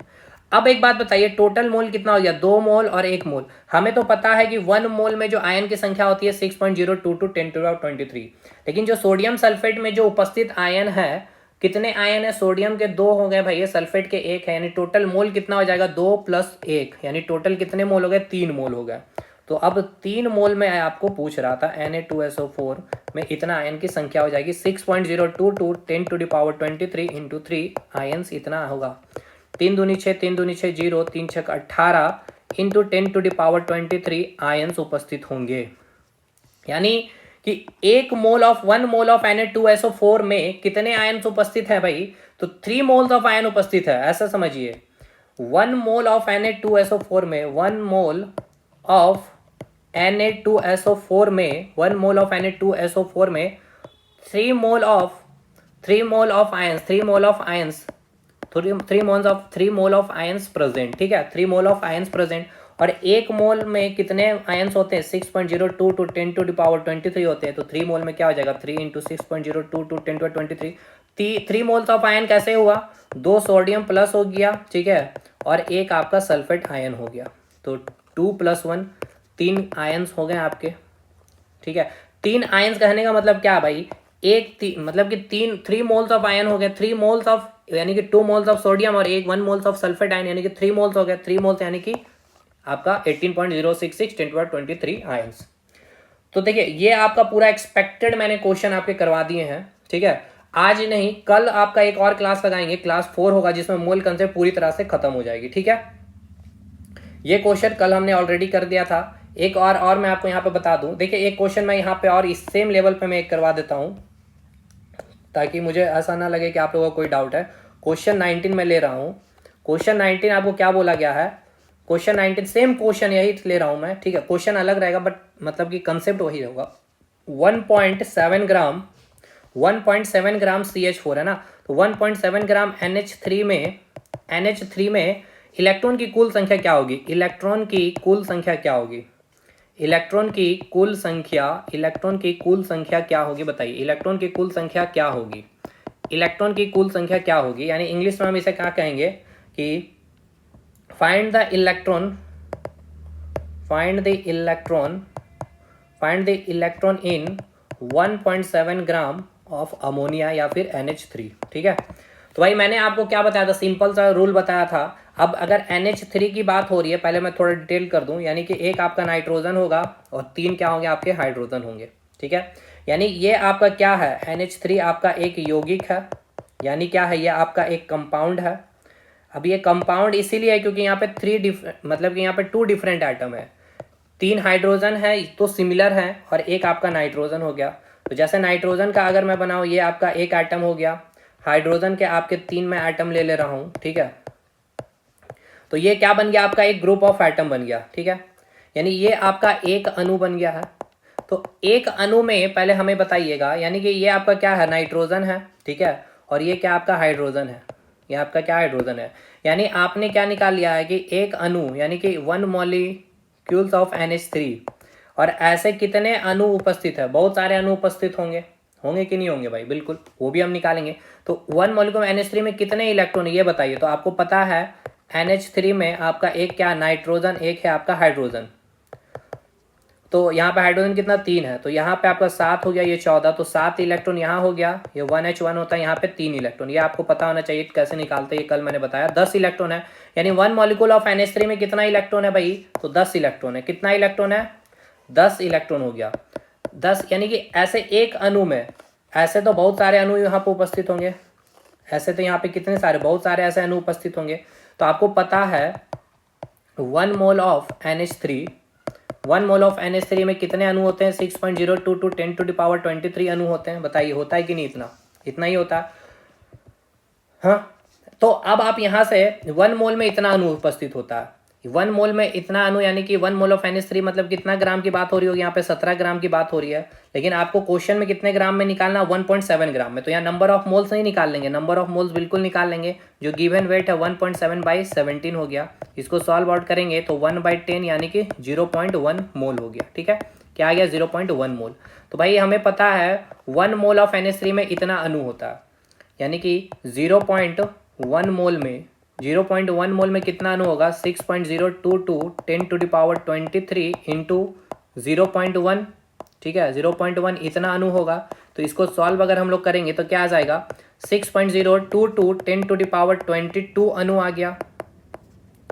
इसका मतलब हम अभी ये निकाल लिए कि आपके पास जो 1.7 ग्राम NH3 इसमें कितना अणु है? इसमें इतना अणु है, यानी कि 1.7 ग्राम अमोनिया में NH3 में कितना अणु है? 6.022 10⁻22 अणु आपने निकाल लिया है। और आपको पता है कि एक अणु जो NH3 का होता है उसमें कितने इलेक्ट्रॉन होते हैं? 10 इलेक्ट्रॉन होते हैं। तो इतने अणु में यानी कि 6.022 10⁻22 अणु NH3 में जो उपस्थित उसमें कितने इलेक्ट्रॉन होंगे भाई? तो 6.022 10⁻22 इंटू 10 से आप मल्टीप्लाई करेंगे तो क्या आएगा? 6.022 10⁻23 इलेक्ट्रॉन इतना आएगा।